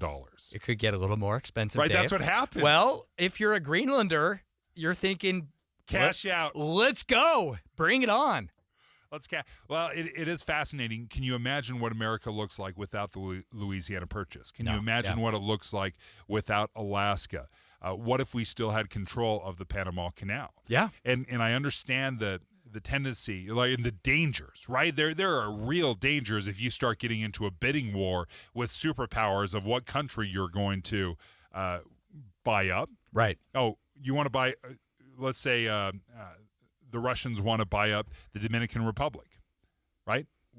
Now all of a sudden you're just a stone's throw away from Florida. Well, honestly, though, is it really that different from just economic imperialism, Dave? We know the Chinese are throwing a ton of money into developing dams and infrastructure in Africa. Yes. How is it different, especially if we are giving citizens of that nation a choice where they want to be, what alliances they want to have? And again, I know that we're not necessarily 100% dead serious here, Dave. We're exploring possibilities.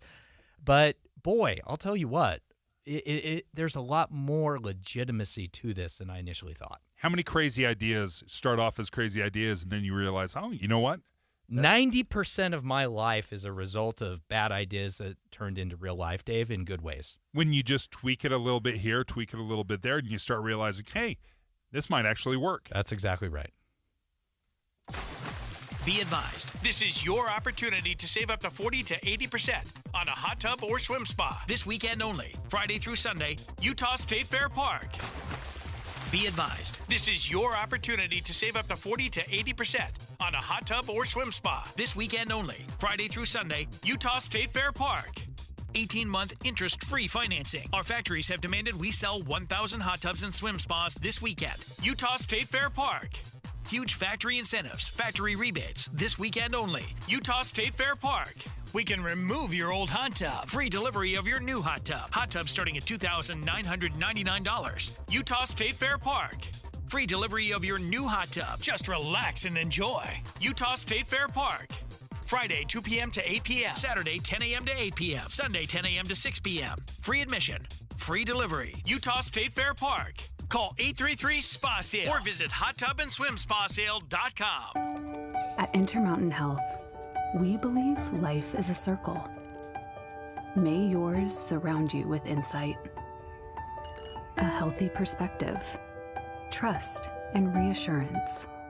The belief that our differences aren't that different, and compassion just when you need it most.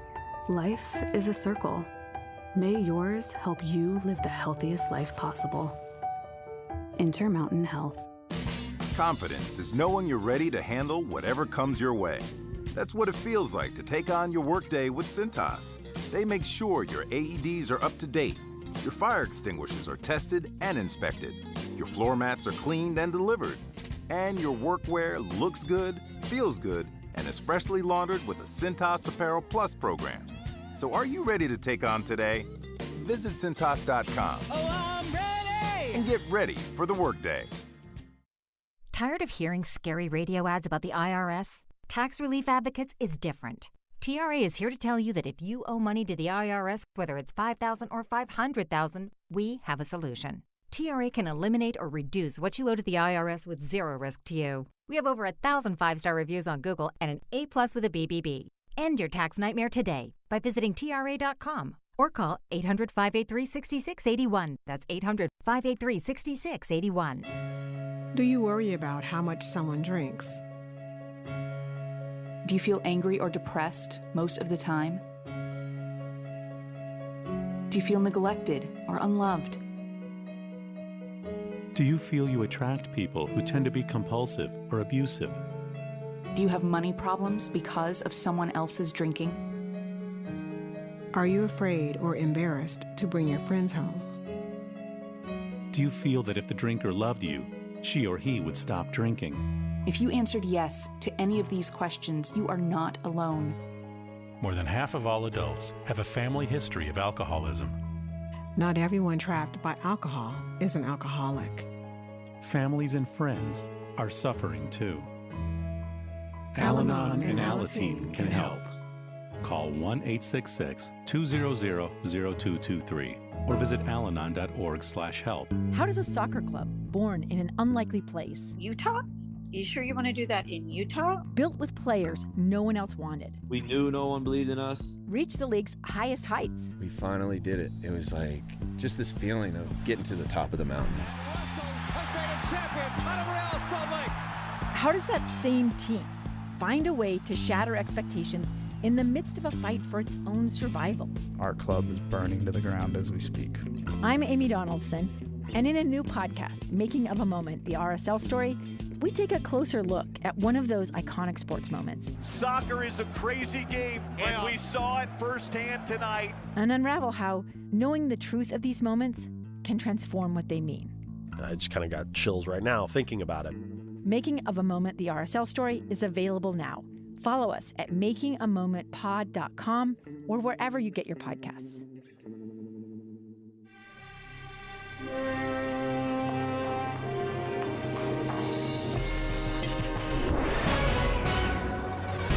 .30 at KSL News Radio. I'm Heather Kelly. KSL's top local story this hour. Police released the names of 2 people found shot in a Saratoga Springs home on Friday. They say 8-year-old Eli Painter died at the scene and his mother, Jessica Lyman, is still in critical condition at the hospital. We're doing all our due diligence inside the residence to find anything we can that might enlighten us to what happened. Saratoga Springs Assistant Police Chief Bill Robertson says they're investigating family members, though they've not named any suspects. Police are asking anyone who may have information about the case to give them a call. A Farmington man pleaded guilty to multiple federal charges, including wire fraud and money laundering. KSL.com reports Timothy Sean Edgar admitted to siphoning $1.7 million from his employer between 2021 and 2024. He's taking a plea deal which includes paying back all the money. Our top national story this hour from ABC News. Changes are coming to the #1 TV shopping network. Nearly 1,000 people at the company behind the home shopping channels QVC and the home shopping network HSN are being laid off. That's about 5% of the total workforce. The company says it's part of a shift to grow its presence on social media and streaming platforms, and also includes moving HSN from its Florida home to join QVC in Pennsylvania. QVC says we are redefining who we are as a company and the role we play for our customers in retail. That's ABC's Sherry Preston reporting. Your money at this moment, the Dow is up 100 points. The Nasdaq's lost 200 points. Coming up, mild and sunny gives way to cold and snowy. KSL weather is next. KSL News Time, 10:31.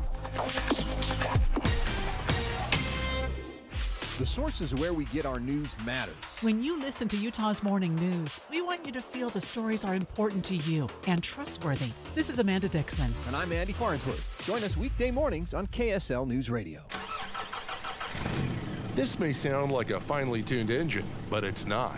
This may sound like a car commercial, but it's not. This is a message about kidney failure. Your kidneys are a lot like the filters in this car's engine. They're working to filter toxins, chemicals, and waste out of your body so you can stay in top condition. Unfortunately, things don't always work out the way they should. 1 in 3 Americans are at risk for kidney disease.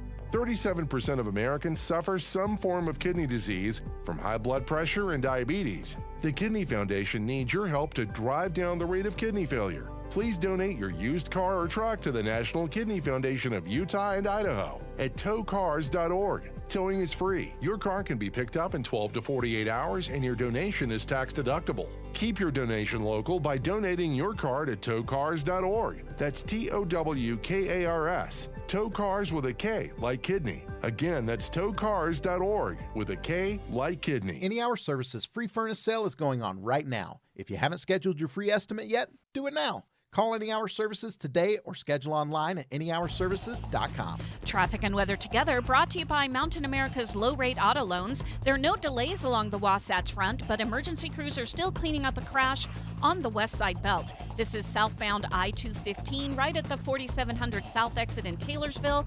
The vehicles are over on the left shoulder, not causing any slowdowns. GoPave Utah is your gold standard for parking lot paving and repairs. Contact GoPave Utah today. GoPaveUtah.com. GoPaveUtah.com. Mostly cloudy today with rain already falling in extreme northern Utah. The storm will move south and get more intense throughout the afternoon, turning to snow overnight. Right now, it's 50 degrees and cloudy. I'm Heather Kelly from the KSL Common Spirit Health Studios. Listen online at kslnewsradio.com. We're Utah's news, traffic, and weather station. Dave and Dujanovic, your morning companions for talk, analysis, and key perspectives on Utah's biggest stories on KSL News Radio. All right, is this just kids being kids? Or are the kids creating a very dangerous situation with the Assassin's Game? Now, this is not a video game. This is not something they're just, all the kids are playing it. The Assassin's Game is something, it's been named a million different ways. We had it back when I was going to school 30 years ago. I think we called it tag. But essentially what it does, so this is the Assassin's Game, and we'll talk about Skyridge High School right now. It essentially involves students there. You put in some money, a little participation fee. You get a wristband, neon-colored wristband, and then you get assigned a water gun. And then the goal is you shoot the people with the water gun. If you shoot them, you get the wristband. Right. And whoever is left standing at the end of the game pockets a good chunk of change, theoretically. Taylor, you and I are middle-aged men. Yes. Does this, I would play this right now. Absolutely. If you started this up right now, you're like, $100 in, Dave. Yeah. We're going to get Can we start everybody. that here at KSL News Radio? Would we get in trouble for that? I would join that game. I could not hand my money over to you fast enough. Yeah. Hoping that every time I get out of my car at 6 o'clock in the morning in the basement garage, I am looking around every corner afraid that you've been hiding out all night and camping out. And I would. Which you 100% would. Of course. You would create some rappelling device hanging from the roof so that you'd hit me. No question. You'd be unbelievable. And that, I think, is part of the problem here, getting into the Assassin's Game and some of the concerns that have been expressed by, we're not just talking about fuddy-duddy administrators at the schools or teachers or lame parents that are clearly not nearly as cool as you and I are. Yeah. We're talking also about the police have shared legitimate concerns about this game, specifically the Lehigh police recently in the press have made it a point to raise the alarm about this game and consequences. Well, let's bring it up right now. Corporal Jake Smith, Lehigh City Police, joins us right now. And Corporal Smith, thank you so much. I'm having a hard time being objective on this because it sounds so fun. I want to join right now. So walk us through some of the things that concern you or that we should be aware of regarding the Assassin's Game. Yeah, thanks for having me. For sure, it sounds fun. It's something that I for sure would have played. And it sounds like this game's been going on for quite some time, talking to some of my fellow colleagues, I guess. But every year it comes around the springtime. Again, it's not sanctioned by the school. It's not just Skyridge High School. It's whether the school wants to take it up on each school, if they can do it on their own. But at least it does have some rules that the kids need to obey. Whether they are obeying them or not, I guess we'll see. You can't do it on school campus. You can't do it during school hours. You can't break the law. It says you can't do trespassing. But if you're driving, you can't eliminate your opponent if they're also driving, kind of thing. But we are seeing that. We are seeing reckless driving. Just the other day I had kids in the back of a truck bed going about 50 miles an hour down a hill chasing each other in cars. And luckily there was no accident, but, we had some serious conversations with their parents.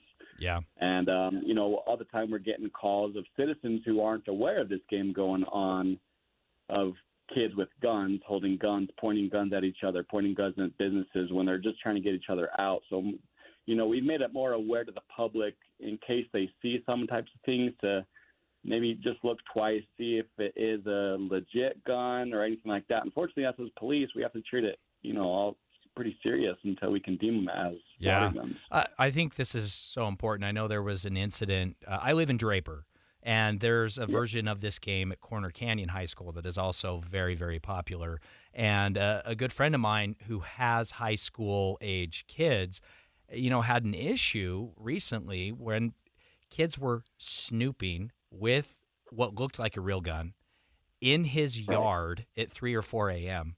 And, my friend owns a lot of guns himself. And, he thought there was an intruder trying to break into his home in the middle of the night. Turns out to just be a couple high school kids. But that could have ended in tragedy. Is this an example of what you're seeing in Lehigh with Skyridge High School? Are we having similar close calls with kids holding water guns almost being shot by parents who are concerned about people potentially breaking into their homes? Right. Luckily, I think they've become a lot smarter. I think the rules are that they, again, with the no trespassing thing, right? So you have to submit the video of the other person getting out. If it's shown that it's in the middle of the night, the parents aren't aware and stuff like that, well, then they're probably not going to count that as a legit, I guess, quote unquote kill. But we do want, again, the other day at a local restaurant, there was people eating inside, and they called with kids having guns, and they didn't come in as water guns. It came in as guns. Luckily, I saw that. I kind of let patrol know it's probably water guns, but we still have to use caution, like we said. And then, like you said, it's not unnormal that a parent or an adult at their own house has guns, and so we want to avoid all risk. We don't want anyone to get hurt over this little game. And so whenever I come across these types of things, I kind of call parents and just let them know, hey, your child was seen doing this or that. Maybe have a conversation with them, see if this game's worth it. Obviously, the prize money is a couple thousands of dollars. Again, super fun. We just want them to do it in a safe way. So just to double check, just to be clear, the game itself is not illegal, though illegal activity is illegal. Trespassing, speeding, reckless driving, that is what they need to be most concerned about. Correct, yes. Corporal Jake Smith, thank you so much for joining us from the Lehigh City Police Department. We appreciate it. And again, when you talk about it, I listen to this, I think about it. This sounds like the most fun I could possibly have. Like we've done this with friends. My kids have played this game. They play Fugitive, where they blindfold friends, they drop them off in various cities around, and then they have to track down each other. I mean, it is incredible. They love this game. So there's some iteration constantly going on. This is organized. There's prize money. You put money into it, and if you can win thousands of dollars, you can see why all of a sudden kids are all piling into the back of a truck and speed away. Dave, I don't even know how I survived high school and my early college years with all of the shenanigans that we got up to. And you throw in a little money to incentivize that stuff, goodness. I'll tell you what, I'm just glad the statute of limitations is run on most of that. Are you entirely certain? I need to talk to Greg KSL legal Skordas. analyst Greg Skordas about this first. Yeah, Skordas, we got a question for you. Okay, so this is where I would love. Are we taking phone calls on this, Caitlin? I think we're taking phone calls on this. I'd love to hear from our listeners. Are you team let kids be kids, or are you like, listen, this is too dangerous? This, if you have, as Corporal Smith had just described, kids piling in the back of the truck, driving 50 miles an hour down the road, that is so incredibly dangerous. Yeah, but at least they're not sitting in the basement playing video games, Dave. That is the struggle that I have. Like I am team safety. I want my kids to be safe, but I'm also anti couch potato. Now, I know I'm in Debbie's chair right now. I'm filling in for Debbie Dujanovic, and if Debbie were here, love you, Deb, but if she were here, where she would land on this. She would absolutely be team, don't do this. Safety team, first. It's illegal, safety first. Don't let kids be kids. But Dave, as much as I admire Debbie, I have to be team, let kids be kids. I think we can communicate better. I think the Lehigh Police is taking the right approach on this, communicating with parents and kids about, being safe and doing this legally and having fun. If we can make sure that parents know what's happening and that kids do their best to follow the rules, let's let kids be kids. Let's take your phone calls. 801-575-TALK. Are you team safety first when it comes to the Assassins game? Team safety first or team kids? Let kids be kids. Let kids be kids. 801-575-TALK. We'd love to hear from you right now. Jeff Kaplan. When I was a kid, my parents got me a subscription to Newsweek magazine. I would devour every page into the night. And to this day, I sit on my iPad looking for stories for my Minute of News, flesh out our coverage, and I get to share the news with you. Jeff Kaplan's Afternoon News, 3 to 7 on KSL News Radio.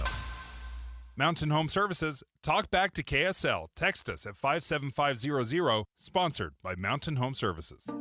At Fisher Investments, we may seem like other money managers, but we're different. What makes you so different than the rest of us?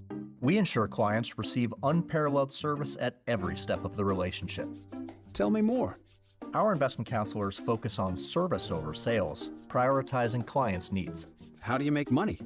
We don't sell any commission-based products. We have a simple management fee based on the value of our clients' portfolio. So we do better when our clients do better.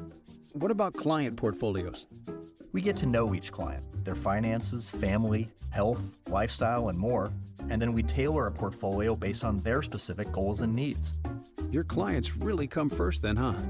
Yes, we make them a top priority. Our goal is helping them achieve a comfortable retirement. Wow, maybe we are different. At Fisher Investments, we're clearly different. Learn more at FisherInvestments.com. Investing in securities involves the risk of loss. It's springtime in the Rockies, and it's time to apply Revive Organic Soil Treatment. A Revive treatment with fertilization, aeration, and good watering is the key to building stronger roots for a healthy, lush green lawn. Revive fertilizes and moves water and nutrients deeper into the soil. Take advantage of spring storms with an application of Revive now. Protect yourself from drought later this summer and skyrocketing water costs. With Revive, if you water 2 times a week, it's like watering 4. Apply Revive Organic Soil Treatment today. It works. Hi, Susan. We haven't seen or heard from you. Cold. We would like to locate Joyce. The mysteries that made podcast history Cherie Warren disappeared. are now together for free at KSLPodcasts.com. I'm Dave Cawley, the host of Cold. Join me for Season 1, The Susan Powell Case Files. Season 2, Justice for Joyce. And Season 3, The Search for Cherie. Listen anytime for free at KSLPodcasts.com or wherever you get your podcasts. Hi, this is Christina Ricci with RAIN. Every 2 minutes, another American is sexually assaulted. If you or someone you know has been sexually assaulted, you are not alone. Help is just a call or click away through the National Sexual Assault Hotline. Please call 1-800-656-HOPE, that's HOPE, or visit RAIN.org, that's RAINN.org. Brought to you by RAIN and this station. Dave, and Dujanovic. All right, let's talk about the Assassin game. I love this story on so many levels because this was me in high school. Me and my buddies would play the Assassin game. What we didn't have is a highly organized program where you pay money into the Assassin's game and then you can win thousands of dollars or maybe because we didn't $1,000. have Venmo back then, Dave. We had and we didn't trust any of our friends to hold on to thousands of dollars, right? No. And we also didn't need the financial incentive to do dumb things. We just wanted to do it. We literally did not have cell phones. We didn't have maybe an Atari, but maybe an old Nintendo, right? But certainly not the audio video entertainment the kids have today. We were just out there having fun being kids. I'd love to hear from our listeners right now. And I'll walk you through a little bit what the Assassin's game is and describe it a little bit. But what we want to know, are you team safety first or are you team, hey, let kids be kids, right? Because can we complain about our kids being couch potato video game zombies in one breath and then say, oh, stop being so rowdy in the other? Yeah. Now, the way the Assassin's game works, and this is happening here in Utah, and trust me, this is not just Skyridge High School. It's not just in Lehigh High School. This is happening at some iteration all over the state. Yeah. So what they do is kids, essentially, they do a buy-in. So here's what, $20-25, and they get a wristband. They wear the wristband. They get a water gun, and then they have to film this. We just learned. Yeah, about I didn't this. know that video evidence was a component. Yes. I think that's a really good thing because I might be less likely to do something irresponsible or illegal. Well, maybe. I'm trying to put myself back in my high school senior shoes. Maybe that's not accurate. No, However, I think it does. I think it does. If I'm taking video of the quote-unquote kill, the high-speed chase. Yeah, that I think would disincentivize bad behavior, perhaps. Yeah, so they have to record the video, and you've got to shoot the person with the water gun. When you shoot the person with the water gun, they have to give up their wristband and any wristbands that they've gathered. So say you have somebody that has 25 wristbands because they've shot 25 people with water guns. And then you get that person, you get their and all 25 kills, so to speak. Whoever ends up with the most neon-colored wristbands at the end of the game wins the money pot. Now, if we're doing some math here, let's just throw out some numbers of some hypotheticals. So if you've got let's say the senior class is doing this. You got a senior class of, what, should we say 500? Or people? 1,000 maybe at some of these bigger schools. 1,000 makes the math really easy. Sure. And it's a $20 buy-in. There you got $20,000. Okay. So these kids will send to the Venmo account, hey, I want to buy in. Here's my $20. You get your wristband. At the end of the day, are these kids making $20,000? I don't think so, Dave. I feel like there's a real market here for entrepreneurship when it comes to these games. I'm looking at the math and assuming that some adult controls the funds and might be making something as part of overseeing the finances involved. As the CFO? The CFO right. of the Assassins And so game. if you do this from multiple 6A high schools, Dave, I'm seeing dollars adding up. We're taking your calls right now, 801-575-TALK. Also your texts. This is one of the texts, 57500. You can always text us when it's safe. This has been a fun, innocent assassin game with water guns at Sky Ridge, and they've played for several years. It's hilarious. It's so fun. And this has been my experience. This has been a lot of fun. And I know stories of kids, and they'll sit down in my basement. They talk about how they evaded or they got away from somebody, or how someone was hiding out in the bushes as they were leaving for school or church, whatever it might be, and they shoot them. And it is incredibly fun and exciting. Yeah. It is also potentially very dangerous, and that's why Lehigh City Police Department joined us. Corporal Jake Smith was talking about some of the concerns that he had and what the kids need to be aware of according to the rules. You can't do it on school campus. You can't do it during school hours. You can't break the law. It says you can't do trespassing, but if you're driving, you can't eliminate your opponent if they're also driving, kind of thing. But we are seeing that. We are seeing reckless driving. So what kind of recklessness are we seeing? Just the other day I had kids in the back of a truck bed going about 50 miles an hour down a hill, chasing each other in cars. And luckily there was no accident, but, we had some serious conversations with their parents. Yeah. And, all the time we're getting calls of citizens who aren't aware of this game going on, of kids with guns, holding guns, pointing guns at each other, pointing guns at businesses when they're just trying to get each other out. So, we've made it more aware to the public in case they see some types of things to maybe just look twice, see if it is a legit gun or anything like that. Unfortunately, us as police, we have to treat it, all pretty serious. So are you team safety first or team like kids be kids? Let's jump out to Walt in St. George. What do you think, Walt? How you doing? My daughter just is playing this game in St. George, one of the high schools, and I think it's kind of funny. We're talking about kids or safety. I think people misinterpret it's only safety, right? It doesn't matter what you do. There's always risk involved, but they don't call it assassin. It's called water wars. And most of the time they're not using guns. They're using like spray bottles that they're spraying each other with.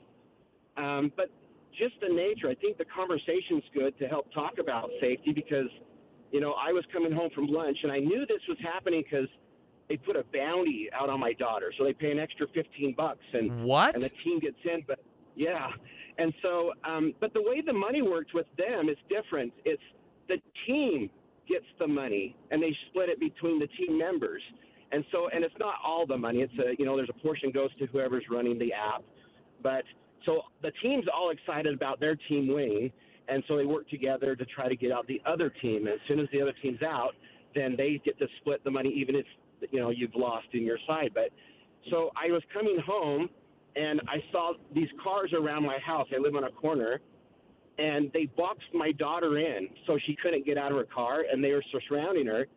So I ran into the driveway and got my hose, and I went out there, and I just started soaking them with my hose. Walt's getting in on it.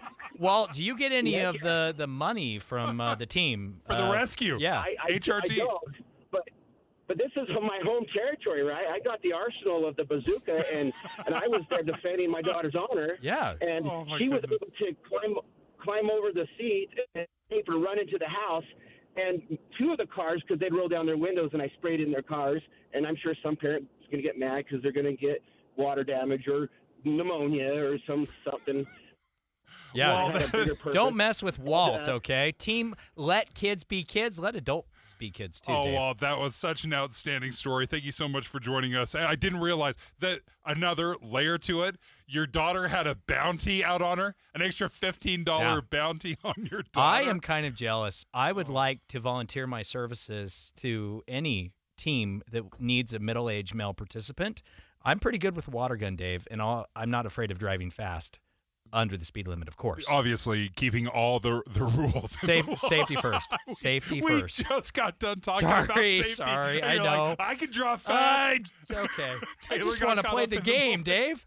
This is the problem, is they get caught up in the moment just like Taylor Morgan. Sorry. He's like, I could drive. My car's way faster than those kids' car. That 1987 Dart. Oh, my goodness. Thank you Amanda, I'm so sorry we didn't get to your call. We ran out of time. My fault. No, that's outstanding. Amanda, thank you so much for calling. But, yeah, there we go. Be aware. You can play the Assassin's game. Nothing's illegal about it. Don't break the laws. Don't break the rules. No reckless driving. No trespassing. None of that stuff, kids. Otherwise, have fun. 911, what's your emergency? They kidnapped my son. What would you do if your child disappeared and someone you trusted was responsible? We thought he cared for McKay, when in fact he didn't care for anyone. Listen to Ransom now at ransompodcast.com. One of my best best purchases I made in my house was a water softener. And the reason I say that, a couple reasons. Number one, my family has very dry skin. We're just bathing in lotion. I must have spent $1 million on lotion. Just trying, because of Utah, everyone that lives here knows dry skin and Utah just go hand in hand. But when we had Connecticut of Utah come out to our house and walk us through the importance of having soft water, it just made all the difference in the world. And we did. We looked at it as an investment into our home, not only our skin, but also for the expensive appliances. You know, your water softener, your dishwasher, your dishes, your laundry, all of that stuff is when you have soft water running through the pipes versus hard water, you really are going to reap a lot of those benefits. And with Connecticut, you use minimal salt, 2/3 less than most other water softeners, just because it's so highly efficient. If you're interested, you need some soft water in your home, call Northern Utah's authorized Connecticut dealer, Connecticut Quality Water Systems of Salt Lake, now at 801-576-8600. That's 801-576-8600, or log on to softwaterutah.com. Hey, fellow Gen Xers, it's Elizabeth Banks. Big news! The recommended age for pneumococcal pneumonia vaccination has been lowered to 50 and older, even if you're healthy. It's up to us to lead the charge. After all, we gave the world the internet. We're trailblazers. Let's lead the way again, because we are at over 6 times greater risk for pneumococcal pneumonia. Gen X, this is our shot. Head to vaxassist.com and schedule today. That's vaxassist.com. Sponsored by Pfizer. Confidence is knowing you're ready to handle whatever comes your way. That's what it feels like to take on your workday with Cintas. They make sure your AEDs are up to date, your fire extinguishers are tested and inspected, your floor mats are cleaned and delivered, and your workwear looks good, feels good, and is freshly laundered with a Cintas Apparel Plus program. So are you ready to take on today? Visit Cintas.com. Oh, I'm ready! And get ready for the workday. This is Christian Staples with Arctic Spas. Summer is coming and your family wants to enjoy water in an Arctic Spa all-weather pool. Some people call them swim spas, but we call them all-weather pools because it's like a swimming pool that you can use all year long. My family has a tradition of hanging out in our all-weather pool and watching the neighborhood fireworks on New Year's Eve. You can create that family fun time right now with an Arctic Spa all-weather pool in just 2 days for installation. All the fun without the hassle of pool maintenance. Add in our automatic saltwater system to make it even more comfortable and more convenient. With 8 different models with different jet packages and options, specifically designed for Utah's hot summers and cold winters, we have the perfect all-weather pool for you, no matter your budget. Come see the Arctic Spa all-weather pools at one of our Arctic Spa stores covering all of Utah in Salt Lake, American Fork, or St. George, and online at arcticspasutah.com. Arctic Spas, the only spa built for Utah's harsh climate. On the surface, it seemed like just another Cinderella story. A team that was predicted to finish dead last is now waiting to play the first round of the playoffs. But Real Salt Lake's 2021 playoff run was so much more than what happened on the pitch. Our club is burning to the ground. This is the tip of the iceberg. Making of a Moment, the RSL story, is available now. I just kind of got chills right now thinking about it. Follow us at makingamomentpod.com or wherever you get your podcasts.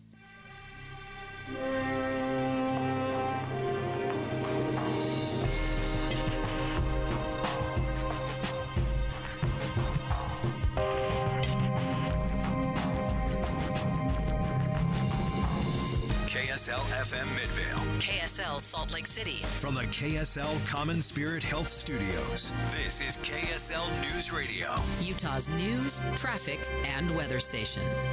11 o'clock at KSL News Radio. I'm Jessica Lowell. KSL's top story this hour is breaking news. An 18-year-old from Tooele has been arrested for driving under the influence and causing a crash that killed the passenger in his car over the weekend. Police say they responded to a single car crash around 3 a.m. on Sunday. They say a 16-year-old died on scene. Police say 18-year-old Jackson Wood failed a field sobriety test. Officers say they found open containers and a THC vape in the car. Our top national story this hour from ABC News. More tariffs are set to go into effect later this week. President Trump is imposing these reciprocal tariffs worldwide, but there are a few details surrounding them. Here's what we do know. This week, auto tariffs are going to go into effect, a 25% tariff on cars coming into the United States, and in a couple of weeks, 25% on parts of autos coming into the U.S. He's also put into effect steel and aluminum tariffs, and of course, there have been the tariffs on Canada and Mexico, and 2 different rounds of tariffs on Chinese imports. ABC's Karen Travers reporting many businesses say they'll have to pass on the cost to the consumer. Your money at this moment, the Dow is actually up today, 66 points. S&P and NASDAQ both down. Coming up, winter round 3 is here. KSL weather is next. KSL News Time, 11:02. Mornings are for recharging. And they're for starting your day right. We volunteer to join you in the car. Get news and weather at 102.7 FM during the most important part of your day. Andy and Amanda, each morning between 5 and 9 on KSL News Radio. Did you know your skin is the largest organ of your body? Huh? That's why you should shower with Old Spice Super Hydration Body Wash instead of plain old bar soap. Love your skin by super hydrating it with vitamin B3 and glorious notes of vanilla and shea. Did you know that my super hydrated skin is the second largest organ of my body? The first is my heart. Old Spice. Men have skin too. Old Spice Super Hydration Body Wash. 24/7 renewing moisture. With daily use. Confidence is knowing you're ready to handle whatever comes your way. That's what it feels like to take on your workday with Cintas. They make sure your AEDs are up to date. Your fire extinguishers are tested and inspected. Your floor mats are cleaned and delivered. And your workwear looks good, feels good, and is freshly laundered with a Cintas Apparel Plus program. So are you ready to take on today? Visit Cintas.com. Oh, I'm ready! And get ready for the workday. Teens can get up to $200 with a Teen Learn and Earn account. Plus, continue earning rewards as they master the essentials of finance. More at cypresscu.com/teen. Jeff Kaplan. I'm energized by breaking news. First of all, because it's right now, and second of all, because in many cases the audience needs to know. There's no more important service that we can provide, and I find it critically important to get more details to the audience as quickly as possible. There's nothing more energizing than that for me. Not at all. The most important thing we do is breaking news.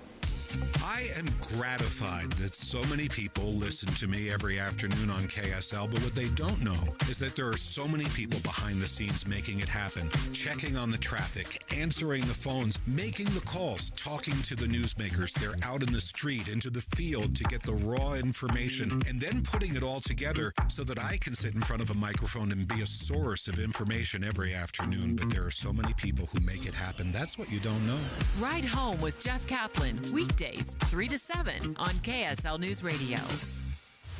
Traffic and weather together brought to you by Mountain America's low-rate auto loans. Here's Heather Kelly. Things continue to look great all across the Wasatch Front. No accidents reported and no delays on the I-15 corridor. The earlier crash we had on the west side belt has cleared, but you do have some stray light rain showers moving through portions of Davis County, so some of the roadways are a little bit damp, but the further north you go up through Logan and closer to Bear Lake, they are sopping wet with rain and snow.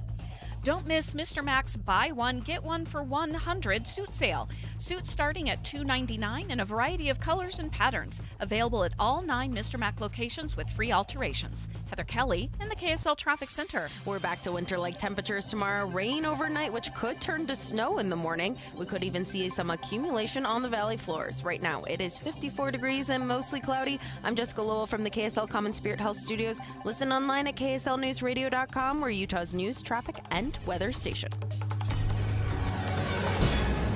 Dave and Dujanovic, your morning companions for talk, analysis, and key perspectives on Utah's biggest stories on KSL News Radio. Dave and Dujanovic. Special coverage of the top local story. Some really interesting polling that has been done.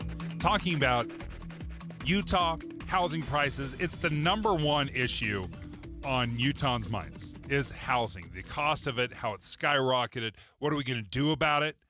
Are your kids going to have a place to buy? Taylor Morgan is filling in for Debbie Dujanovic today. And not surprising, obviously, when we've seen housing double in the last 5 years. Yeah. That this is, the warning bells are going off everywhere. Absolutely. Okay, here's my story. I grew up here in Utah. I did my undergraduate work at the University of Utah. And then I moved back east to Washington, D.C. to work for Congress and do some graduate school. Before I left, I got married. We bought a townhome for cheap. It was a huge stretch, Dave. I remember the day You're broke. The day we made our, we closed on it and had to make our down payment, we literally had 50 cents left to our names, okay? Because we had just gotten married. 50 cents in the positive, though. Paid off the ring, 50 cents in the positive. Luckily, I had a gift card to Cafe Rio, so we still were able to eat dinner that day. You're celebrating. But no, we made that investment. We took that risk, and it paid off, Dave, because when I moved back to Utah in 2009, we were able to afford to buy another home. The market was down then. Interest rates were low. I got a 1.9% interest rate on that home back then. Did you really? But because of that has allowed me to buy another home just last year. I was only able to do that because my wife and I were able to afford a townhouse when we first got married in 2006. Utahns today, younger Utahns, simply cannot do that. And what does that mean for their future? Fast forward 10 or 20 years, will they still be renting, right? This is a serious issue. Yeah. A third of Utahns, and this polling was done by Noble Predictive Insights, and as I was reading through this in the Deseret News, it was interesting to learn that a third of Utahns say that the housing costs are so expensive, they've considered moving out of the state. Yeah. A third is a massive number. It's huge. And Utah's economy, we know, is booming. We have one of the fastest growing, strongest economies in the entire country, Dave, but a big piece of that economic growth has been our affordability. Yes. And another big piece has been Utah's tech sector being able to bring talent and retain talent to Utah because of our outdoor lifestyle and our affordability. And if we're no longer affordable, Dave, we are not going to be able to retain and recruit the best people to work here. And part of the struggle, though, in speaking of the tech sector, if you are recruiting people from Silicon Valley or whatever place in around the country, and they're coming from a housing market of California, exactly right, yeah. As bad as it feels for us now, we're not California, right? So you can come in and work here, pay a premium, and it doesn't feel like you're paying a premium because you're coming from truly the worst housing market in California. Yeah, well, the market is shifting. I don't know that California is going to get less expensive anytime soon, certainly not Palo Alto. Utah's regulatory environment is also very helpful for businesses. We're a pro-business state that allows, businesses to develop and grow and expand rapidly here. But again, I think of Lucid Software CEO Carl Sun on the record here, actually on KSL and in the Deseret News about a year ago. He was very specific about what reasons motivated him to start his company here in Utah instead of in Palo Alto, the Bay Area. And he specifically cited two things: outdoor recreation and housing affordability. And Dave, we're just not affordable anymore. So what happens? Now, the next step would be, what are you willing to do? Are you willing to move out? A third of Utahns are saying, yeah, I'd consider moving out of the state. How about this? 43% were willing to accept a half-hour longer commute for cheaper housing. So let's break this down a little bit, and I want to take phone calls on this as well. 801-575-TALK. Let's talk about, would you be willing to accept a half-hour longer commute for cheaper housing? So the examples we can make is, my parents raised me in Kaysville, which is about 30 minutes away from Salt Lake City. Why did they buy in Kaysville versus Salt Lake City? Salt Lake City was too expensive, right? Which is typical. Your urban population, your housing is going to be far more expensive. So they moved out 30 minutes. When my wife and I got married, we bought our townhome. We bought it in Draper, off of 146 South at the point of the mountain.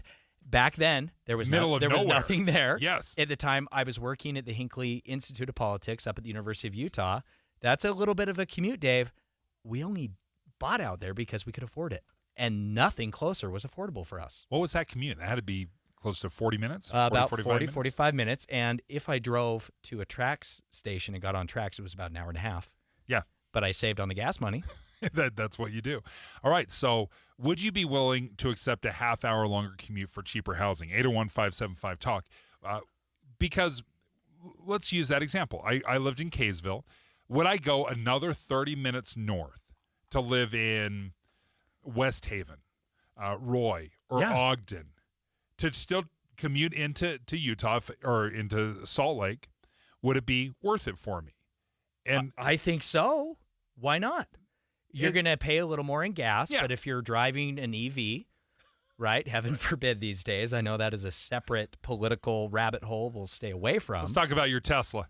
I know you have had a Volt, or you still have a Volt, so you're a large man in a small EV, Very Dave. small EV. I respect that. Look, I think this is a big part of the dynamic along the Wasatch Front here in Utah. There are areas that maybe can and should be opened up for affordable housing development. We have to have the infrastructure, though, Dave, because not only is it about going north and south along the mountains here, it's also about going east and west, even more so. And I think we've forgotten about east and west for far too long. Yes. I mean, anyone that has tried to make that east-west travel during rush hour, it is locked down. Oh, it's the worst. It's locked down down in South Salt Lake and down on the west side. I mean, it's incredibly busy because we have focused a lot on the north-south travel, not so much east-west. Yeah, no, that's exactly right. My wife owns her business is out in South Jordan, and typically she needs to be out there to work, to coach at her facility, her gym, in South Jordan at 5 p.m. on a weeknight. Do you know how painful that is to get out to South Jordan? Even just from Draper, from I-15 in Draper, getting out there that time of day can take you an hour. So if we are, let's just assume we're living 30 minutes away from the big city anyway, just right now because it was too expensive to buy downtown Salt Lake. So are you willing to move from Layton to, say, Tremonton? The one that really sounds crazy is when you start talking about Provo. How far are you willing to live from Provo? Well, Nephi is about 30 minutes away from Provo. Yeah. Would you be willing to live 30 minutes past Nephi? Like, say, in Ephraim, Snow College, that's what your commute would be to find affordable housing. Yeah. Well, you can't ask me, Dave, because I'm a big Utah Utes fan, and I want to be as far away from Provo all the time. So I'm not a You're not living in Ephraim? No, there's a reason I chose to live in Draper and not in Lehigh. 801-575-TALK, 801-575-TALK. How's your basketball team doing? All right. No, listen. I think they're headed in the right direction. Alex Smith's the right person, but we're in the Sweet 16. I'm just saying, we had a chance to speak with Ari Bruning, who's the CEO of Envision Utah, earlier today, and he shared his thoughts about the idea of people leaving Utah. Well, it sure sounds good to have fewer people here, right? Yeah. But I'm not sure that the best way to have fewer people is to price out our own kids and send them elsewhere. You know, we're not going to price out the people selling their $1.5 million home in California and moving here. We're going to price out our own kids. And personally, that's not the direction I want to go. It does help with our water constraints and our traffic and a lot of other things, but I don't think we want to become, say, San Diego, where just nobody can afford to live there. Yeah, I did ask Ari Bruning with Envision Utah if there was a way that we could legally prohibit Californians from moving here altogether, Dave, and it turns out that's not possible. Something to do with the Constitution, federalism. Live where you want. I don't know, but he's exactly right. Our real problem in Utah, as much as we love to complain about the Californians or others moving here, this is a problem of our own making. We are the youngest median state in the nation. We have larger families. We have more kids. And look, those of us who grow up here know that Utah's just the greatest and the most beautiful. We want to live here. We want to come back here.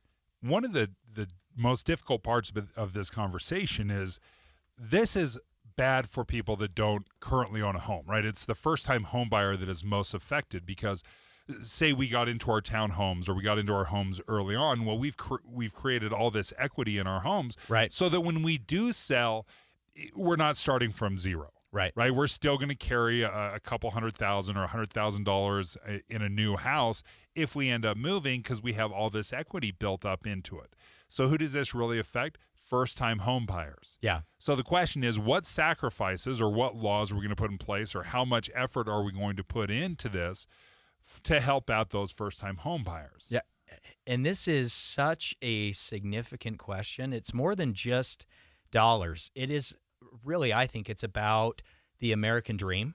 And I don't want to get all hyperbolic here, Dave. As a political consultant, the phrase American dream is overused. I know that. But truly, really, the dream of home ownership is so real to Americans, to our country, to the younger generation. There's so much value. I remember how much, my wife and I sacrificed and what we gave up in order to be able just to buy that first little townhome. All the sacrifice, all the discipline, not carrying credit card debt, not taking out additional student loans, being disciplined financially with the motivation, all of that sacrifice, all of that discipline was justified because we had an attainable goal of buying a home. Without that goal being attainable for younger Utahns, Dave, is financial responsibility out the window? That's a great question, because I think, quite frankly, what we've done is we keep talking about this, and we want to make homes affordable, and we want to make massive investments in infrastructure and incentives to buy these new homes, when, quite frankly, if we just looked at forcing our kids to drive an extra 30 minutes, then that probably solves most of the problem, right? I mean, we look at, I can live in Tooele, but 30 years ago, living in Tooele and commuting into Salt Lake was almost unheard of. Right, yeah. Like, why would you? Way too so far away. Yeah. And you're like, 30 minutes? People that's thought nothing. I was insane for living in Draper when I worked at the University of Utah. That was a 40, 45-minute commute both ways, but it was absolutely worth it. When we look at this, are we coddling our children too much, trying to bend over backwards to find this affordable housing? We're going to, give you $20,000 interest-free loan to try to get you into a home, instead of just saying, hey, folks, you're going to have to live in Grantsville. Yeah. And you're going to have to drive into Salt Lake. It's going to take you an hour. Yeah. If you talk to anybody in California, an hour commute that's standard. It's nothing. Right? Yeah. That is nothing. It is what they do, because they've realized this long ago, that sure, there's the big city or there's an office, and I'm just going to have to build this into my day where I'm going to have to set aside an hour and a half or 2 hours into my commute. Well, and over time, what happens to those neighborhoods that were once affordable housing for commuters, Those areas are now in high demand. Property values are up. Housing values are way up. Over time, that is simply what happens. That is how things work. Here in Utah, we have been very fortunate to have almost limitless supply up until several years ago. Now we simply have a lack of supply. We need to demand more supply. A lot of this is a capacity question too. We want Utah to be pristine, to be beautiful. We want to preserve our natural landscapes, but at the same time, we know that we have hundreds of thousands of acres currently within city limits that is owned by the federal government, right? We talked about this recently. That land could be opened up for housing development within existing city boundaries. And again, 50% of our land along the Wasatch Front, Dave, is still owned by the federal government. That's a problem. When you look at some of these cities, right, whether it's Salt Lake, Ogden, Provo, here's some of the big cities. Originally, it was, I've got to be close to these big cities because this is where I'm going to work. But when we've seen such incredible growth, you drive out to Eagle Mountain right now. Oh, yeah. Which 20 years ago, 30 years ago was middle of nowhere, nothing. Yeah, and everything is filling in between Eagle Mountain and the rest of the Wasatch Front. And you're bringing in additional businesses and complexes. And instead of buying in the big city, you can find, same thing with your business model, you can find more affordable rents, in Tooele or Eagle Mountain, as people in Tooele are like, doesn't feel very affordable to me right now. Can I say something that's going to get us in trouble, Dave? Sure. I love that. This is just me. This is just me being kind of crazy with a bad idea. Have you looked recently out to the west side of Utah Lake, south of Saratoga Springs? I don't know if There is nothing but wide open land. I'm just saying, maybe build a causeway across Utah Lake and develop that west shore of Utah Lake, south of Saratoga Springs. There's a lot of land. Yes. Talk about close to Provo, close to Utah's tech industry hub in Lehigh, northern Utah County. There are a lot of areas where we could develop up. We need to be willing to explore everything. All options need to be on the table. Now, I'm not saying we throw the environment out the window, but we have the technology now to do that in a responsible way. Well, and I will say I experienced it completely. When I moved out to Syracuse, the West Davis Highway was the reason I purchased my home, because it was so easy to get into Salt Lake. It added 2 minutes to my commute. From Kaysville to Syracuse, it added 2 minutes to my commute. Yeah. All of a sudden, it opened up an entirely different part of the state. And to that point, if you build a causeway across Utah Lake or create easier access points in connectivity, it's a game changer. Taking your phone calls, 801-575-TALK, Brian and Draper. What are your thoughts on this commute? About half of people are saying, I would add a half an hour to my commute for more affordable housing.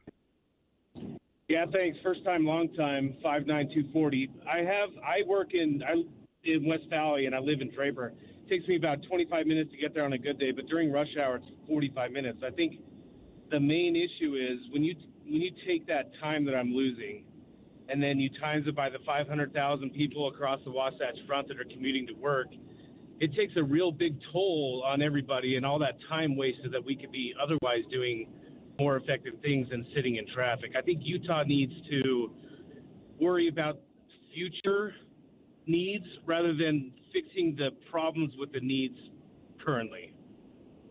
The future needs, and I think that is the key, right? We have to look at it. And it's difficult because we can look at a home and say, I can get it for $600,000 in Salt Lake, but if I drive an hour away, maybe I get it for $100,000 less or $150,000 less. But then, to your point, Brian, what's my time worth? Is it worth 2 hours a day or 2.5 hours a day? You stretch that over a week and month, and you're talking about hundreds and thousands of hours that is spent behind a wheel. No, it's a great point. And Brian talks about, time wasted commuting, and he has a great point there. One of our issues with our mass transportation here in Utah, with Trax or Front Runner, what have you, our bus system, is it's just not accessible to Utahns outside of maybe downtown Salt Lake City. For, my example, if I go to a Trax street, I could take Trax to get downtown here to the KSL News Radio studio. Yeah. There's a Trax station right there, right across the street. But Dave, I never do it because it takes me 20 minutes to get to the closest track station, and then the train is going to take me 45 to 50 minutes to get downtown. I have doubled my commute by taking mass transit. I guess the argument maybe that Brian is alluding to on the other side is I could be maybe using that time to do something more productive, right? Yeah. So I need to maybe change my habits as well. And this is something that I've experienced and experimented with over the last probably 10 or 15 years, where I've used FrontRunner. I've jumped on the train and I travel in. You can do work on the way, or maybe you just relax and it's not stressful. But there's no question I was adding probably, double. That's probably a fair assessment. I was doubling my commute time by taking tracks. Now, I enjoy not battling. I enjoy being able to zone out or watch Netflix, do whatever I wanted, or answer some email. But it was very valuable for me at times. And then when the train schedule got maybe inconsistent or there were delays, those kind of inconveniences drove me away from public transit. Here's another idea, and Brian and Draper, maybe this is up your alley too. Motorcycle, Dave. Just go motorcycle. You watch the motorcycles weaving through traffic on the freeway, right? It's easy. That's probably a faster way to get to work. Yeah, maybe you're enhancing the danger element of your commute just a smidge. Or the fun factor, Dave. There is the fun factor. But thank you, Brian. Thanks for the phone call. We appreciate it. Let's see. What do we got coming up? It's 11:30. Holy cow, we're 2.5 hours in. Let's talk about Governor Cox choosing not to sign some bills. He vetoed of the 582 bills that were passed. He vetoed 6, didn't sign a few others. Why Taylor thinks he should just veto. Oh, boy, Dave. Send a message. I'm already in trouble with the governor, and I might as well just lean into it. Just lean into it? Here we go. Yeah. Keep your home comfortable year-round with Golden Rule Plumbing, Heating, and Cooling.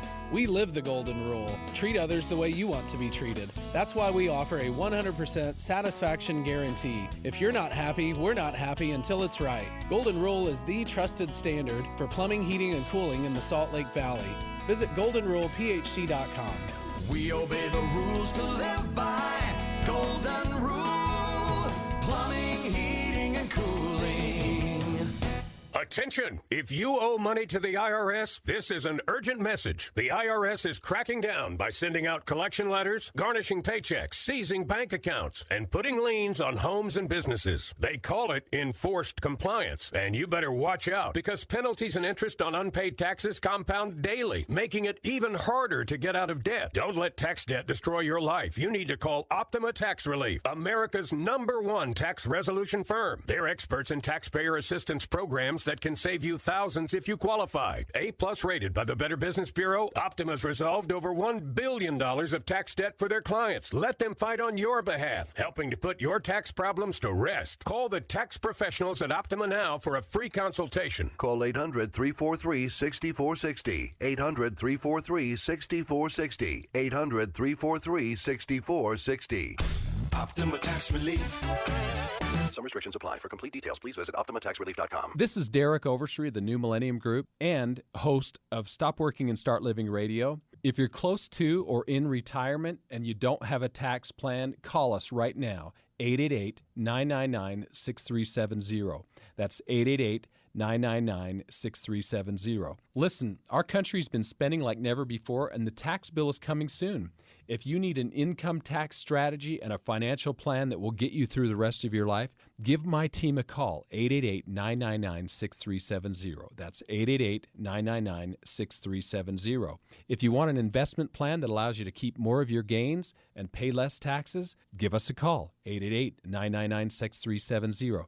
My team specializes in the type of plan that will get you retired 3 to 5 years sooner than you thought possible. So, get a no-cost tax analysis by calling 888-999-6370. That's 888-999-6370. My team is standing by now. Did you know your skin is the largest organ of your body? Huh? That's why you should shower with Old Spice Super Hydration Body Wash instead of plain old bar soap.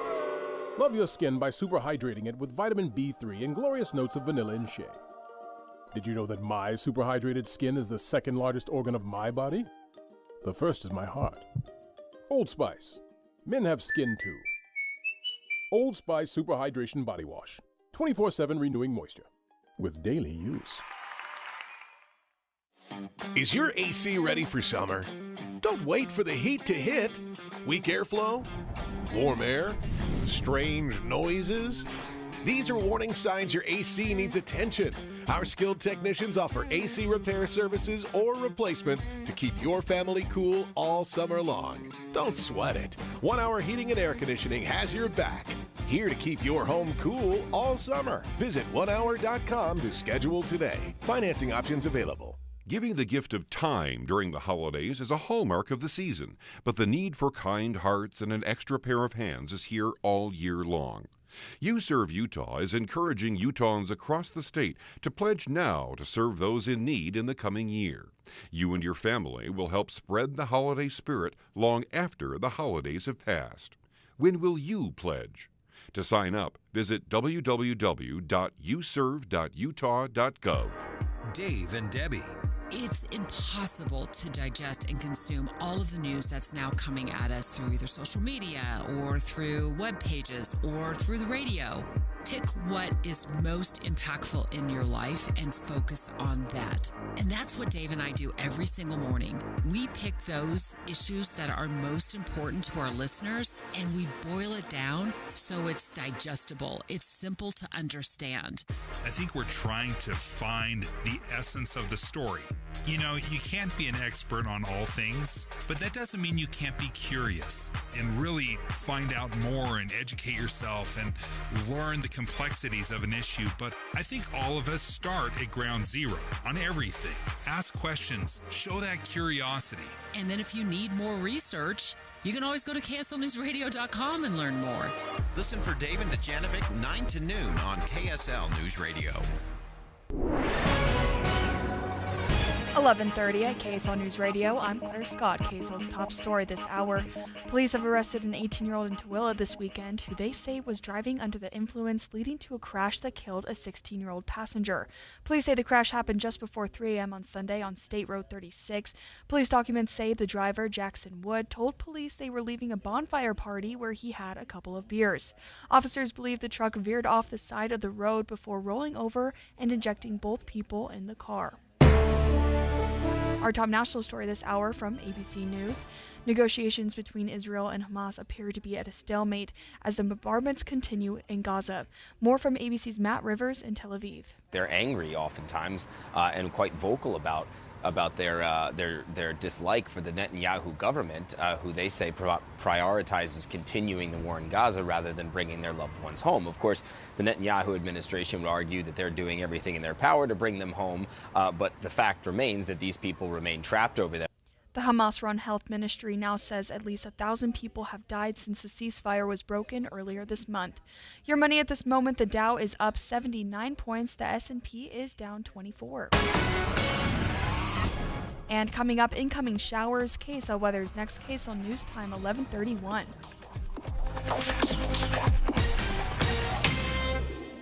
A reminder about the simplest way to get updated for your day. Hit your KSL preset when you jump in the car, and we'll take care of the rest. Hear key news updates and traffic reports. Andy and Amanda from 5 to 9 in your car. KSL News Radio at 102.7 FM. Getting help with electrical repairs is easier than you think. All you have to do is call Any Hour Services or schedule an appointment at anyhourservices.com. No one helps more homeowners than Any Hour Services. I'm Dave Cawley, investigative journalist and host of the podcast Cold. In October of 1985, a woman named Cherie Warren left work at a busy Salt Lake City office to meet her estranged husband at a downtown auto dealership. She never made it home. Cherie's car surfaced weeks later in Las Vegas. In the parking lot of a hotel casino. No one knows how it got there. Strange. It was strange. Both Cherie's estranged husband and her boyfriend raised suspicion for investigators. I kind of thought that he might have done something. But no arrests were ever made. In Cold Season 3, we dig into double lives, make new connections in the case, and examine the difficulty raised by reasonable doubt. We want answers just as much as anyone else. They have creeps like that now too, so nothing's changed. That's the new Cold Season 3, The Search for Cherie, now available anywhere you get your podcasts. Traffic and weather together, brought to you by Mountain America's low-rate auto loans. Here's Ricky Meese. Pretty quiet out there right now. Valley Freeway traffic looking good with no accidents on your Salt Lake County freeways. In fact, I-15 traffic rolling along both directions between Ogden and Provo. It's time to try UTA. Less stress, no traffic, and more U-time. Plan your trip at rideuta.com. Ricky Meese in the KSL Traffic Center. A high of 61 today with cloudy skies and a bit of wind. Rain showers move in this evening and turn to snow overnight. We'll see the snow continue in scattered showers tomorrow with a high of 46. Right now it is 56 and mostly cloudy. I'm Claire Scott from the KSL Common Spirit Health Studios. Listen online at kslnewsradio.com for Utah's news, traffic, and weather station. Dave and Dujanovic, your morning companions for talk, analysis, and key perspectives on Utah's biggest stories on KSL News Radio. It was 45 days. The legislature passed 582 bills. Not as many as last year, Dave, before you get all critical. You're right. It was 9 less. It was way less this year. Lots of restraint being shown. Yes. 582 bills is pretty incredible, and I think most Utahns would be like, I had absolutely no idea, because I hear about the same 12 laws, or the same 12 bills over and over again. Well, and whose fault is that, Dave? That's our fault, right? I mean, but in part, and I thought you explained it very well earlier in the show, a lot of these bills are tweaks. There's a little bit of a redirection. Yeah. It's not a wholesale change. And most of them, the honest truth. And again, I'll disclose I have a bias here. I'll be transparent. My day job is a lobbyist, a political consultant. I spend all year round, not just the session, working with legislators on bills. So I have a very clear bias, right, in that way. But in my experience, the majority of these bills are technical conforming changes to existing code. They're not new laws, not new programming, not new funding. We are just cleaning up bills that were passed in previous years. The big question I have, what do you make of the 6 bills that Governor Cox vetoed, and then the 3 that he didn't sign that would just, when you don't sign it, it still goes into law after, I think it's 20 days. Yeah. So they just go into law. Is there a message? What message is being sent through the veto and through the just letting the law go in without a signature? Well, on one hand, we heard Governor Spencer Cox complain about the legislature passing too many bills. Yeah. Okay. Then, at the end of the day, he only vetoed 6 of the 582 bills passed. So my takeaway from that, Dave, is that the legislature did not actually pass too many bills. Because if they had, Governor Cox would have maybe vetoed more than just 6. So I have to assume that Governor Cox was great, supported the rest of the bills passed by the legislature, of course, with the exception of the 3 that he didn't veto. He allowed them to become law without his signature. And I want to start by talking about the most controversial of those 3 bills, and that is the flag, what has become to be known as the flag bill. This is the piece of legislation that would prohibit government entities, public school employees acting within their, quote, official duties from displaying a flag on government property unless that flag is one of a dozen specific exceptions in the law. The United States flag, the Utah state flag, our new flag, a military flag. Like, there's a list. But what it does leave out are some of the perhaps social issue flags. Yes. The pride flag, for example. And that's one that I think a lot of people have focused on.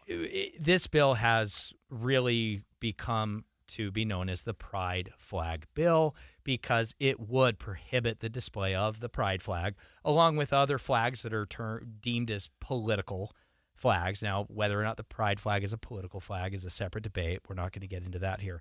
But the idea is that these flags that are connected to the way the legislature sees it, a political cause, they can be shown in a classroom if it is part of the class's official curriculum. Yeah. So, for example, if a teacher is doing a lesson plan around historical elections in the United States, and if they're talking about, say, Harvey Milk's election, his campaign, the pride flag would be appropriate to display and show as part of that lesson plan. And, of course, other flags with historical, political significance can be shown under those same guidelines. Now, Dave, let's get back to Governor Cox on this here. Because Governor Cox did not sign the flag bill. He let it become law without his signature. And in a letter to House Speaker Mike Schultz and Senate President Stuart Adams, he outlined some of his concerns with the bill. He also, in that letter, said that he thinks the bill could be better, that he wished that stakeholders and lawmakers could have stayed at the table and negotiated a better version of that bill. Yet he refused to veto the bill. And I cannot, for the life of me as a political consultant, Dave, understand what Governor Cox is doing here. I'm a little bit lost. I think this is a huge missed opportunity by Utah Governor Spencer Cox to lead his party and our state in a constructive way. By vetoing that bill, he likely would have faced a veto override session. But in that session, Dave, those parties could have done exactly what Governor Cox said he wished they would have done, which is negotiate a better version.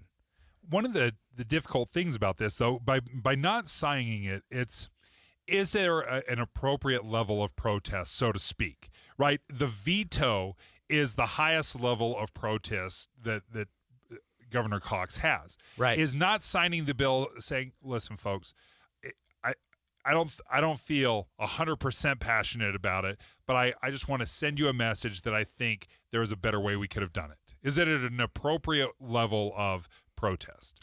No. Okay. I don't think so, Dave, because it is not. Because it's the one thing you can do, right? It is a passive-aggressive way to complain to an audience that no one else is aware of. This is a long letter to legislative leaders in which Governor Cox outlines his concerns with the bill. Dave, but ultimately, for the everyday average Utah, none of that matters because all they know is that that bill is becoming law, and that bill goes into effect on May 7th. That will be the outcome of Governor Cox not vetoing the bill. If Governor Cox wanted a better version of this bill, he had a clear opportunity to force that conversation by vetoing the bill. Now, I'm not saying that I don't like the bill or that I have personal opinions on the bill. I'm only talking about the politics at play between Governor Cox and the legislature. And Dave, this legislature has consolidated political power in Utah to a historical degree that's unprecedented. Governor Cox is in the fight of his political life for power, balancing the Utah legislature. To me, this was a clear missed opportunity to Governor Cox to assert himself as a leader in Utah. Is there an argument to be made that by vetoing it and then have the legislature get back together and then 2/3 of both sides, the House and the Senate come say, nope, we're doing it anyway. Yeah. Does that show that he has less power, or does that weaken him if everything you veto just gets overridden? There is a political risk in having a veto overridden. But at the same time, Dave, who then is clearly to blame for what many might see as a bad law? There is no doubt anymore at all about who would be to blame for the consequences of that bill becoming law. Because if Governor Cox vetoed the bill to force improvements to the bill, and the legislature refused to make those improvements and then overrode his veto, then the political blame is clearly on the legislature, not on Governor Cox. But there's also a delicate balance, because if you're the governor, you have to have buy-in. If you want to promote some of your priorities, you've got to have the buy-in of the legislature. They've got to be able to say, you know what, I hear what you're saying. Let's work together. Let's allocate money. Let's push forward. Much the same way that the president has to have Congress on board. If they are combative, if it is too acrimonious, then you're not going to get anything done because they're going to say, well, we're just going to pass everything without your help.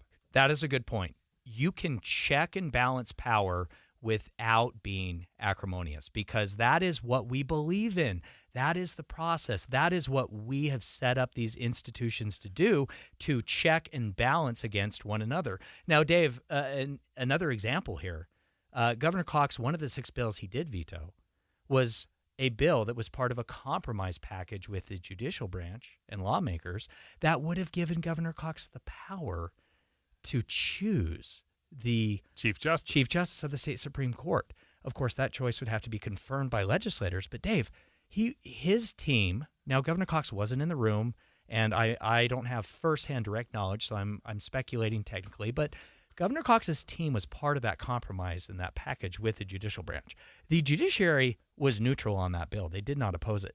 Yet Governor Cox vetoed the legislature, giving him more power in an attempt to do what, Dave? To look like he's checking the power of the legislature, but yet he won't do it, perhaps in the most prominent possible way. I don't understand. This is caffeine-free Spencer Cox. I voted for the real thing. And a lot of Utahns are wondering, what is the end game? What game is Governor Cox playing? He is popular. His approval ratings are way up. I'll give him a lot of credit for that, Dave. But as a political consultant looking years ahead to his political future, I have to wonder what the governor is doing. Up next, there are some special elections taking place tomorrow. One that is gaining attention is the Supreme Court vote, which is a little bit strange. The Supreme Court vote in Wisconsin. Every state seems to just do it differently. It's hard to keep track. Millions of dollars poured in to this Supreme Court vote from Elon Musk in support of a conservative candidate. News Nation's going to join us next to explain why. Dave and Dujanovic. If you're driving to work or you're driving the kids to a soccer game, we're your in-car companions. People will come up to me and say, "Oh, I talk to you every day. You don't realize it because I'm talking at the radio, but I talk to you every day." Listen for Dave and Dujanovic 9 to noon on KSL News Radio. Mountain Home Services. Talk back to KSL. Text us at 57500. Sponsored by Mountain Home Services. This is Derek Miller speaking on business. For over 150 years, Canada has had no closer friend and ally than the United States. At home and abroad, we work together to make our citizens' lives safer and more prosperous. Consul General Sylvain Faby joins us with more. The Consulate General, based in Denver, is responsible for strengthening Canada's ties with Utah and the Mountain West region. Our trade team works with Canadian companies to help them successfully enter the Utah market with their product or service, and with Utah companies looking to invest in Canada. We have several industry priority sectors, including energy, clean technology, aerospace, information technology, and agriculture, where we work with our Canadian businesses to understand the local market and find partners, opportunities, and potential clients. Canada and Utah share a mutually beneficial trading relationship, with the Beehive State exporting $1.5 billion in goods and nearly $700 million in services to Canada last year. Your top exports to Canada include equipment, machinery, minerals, and metals. Our office is interested in hearing from you about potential investment or partnership opportunities for Canadian companies. Please reach out to us. We're here to help. Canada is one of Utah's top trading partners, supporting more than 80,000 jobs statewide. Nearly 4,000 Utahns work for Canadian-owned businesses, further strengthening our economic ties. To learn more, visit connect2canada.com. I'm Derek Miller with the Salt Lake Chamber, speaking on business. Jeff Kaplan. When you're online, that's sometimes a source of fourth-hand information. Somebody does the reporting. Another website Googles, they find it, they rewrite it, and by the time you read it, you know the old game telephone.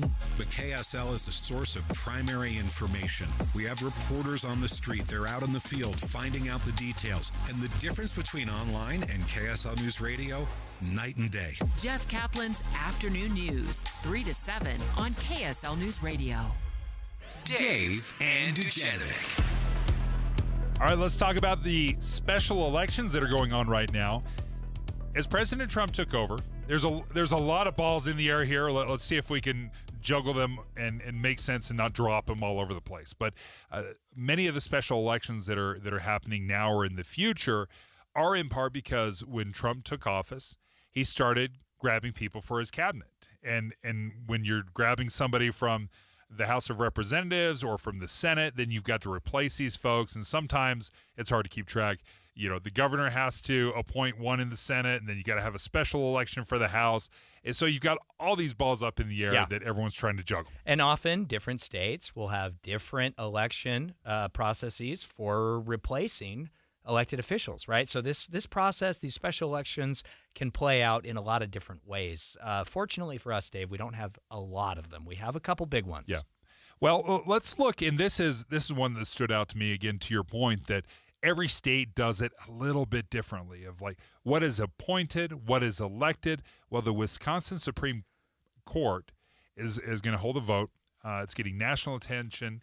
There is all sorts of money about who is it going to be, the conservative or is it going to be the liberal that takes the position on the Wisconsin Supreme Court to determine whether or not it's a conservative majority or a liberal majority in the Supreme Court.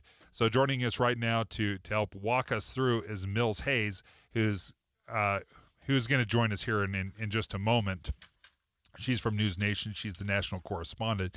And we're going to talk about the kind of how odd it is, Taylor, that this is a political race. Yeah. A political race for the state Supreme Court. Yeah. Did you see the photo of Elon Musk wearing the cheesehead hat? Yes. At the rally in Green Bay, Wisconsin?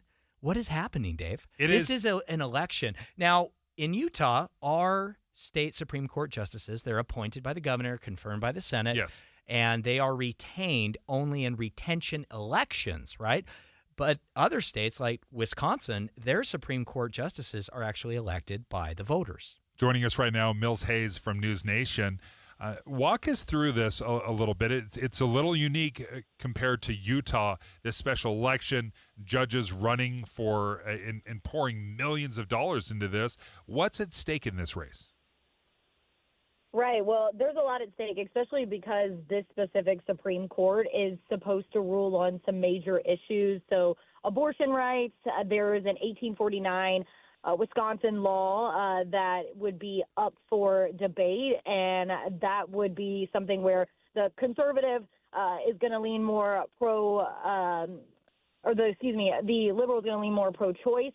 So we're going to see that, as well as there's voting rules, redistricting, and some other issues. So it is important, this race, and I will say I was listening to you guys before that this race is happening because there was actually a retirement.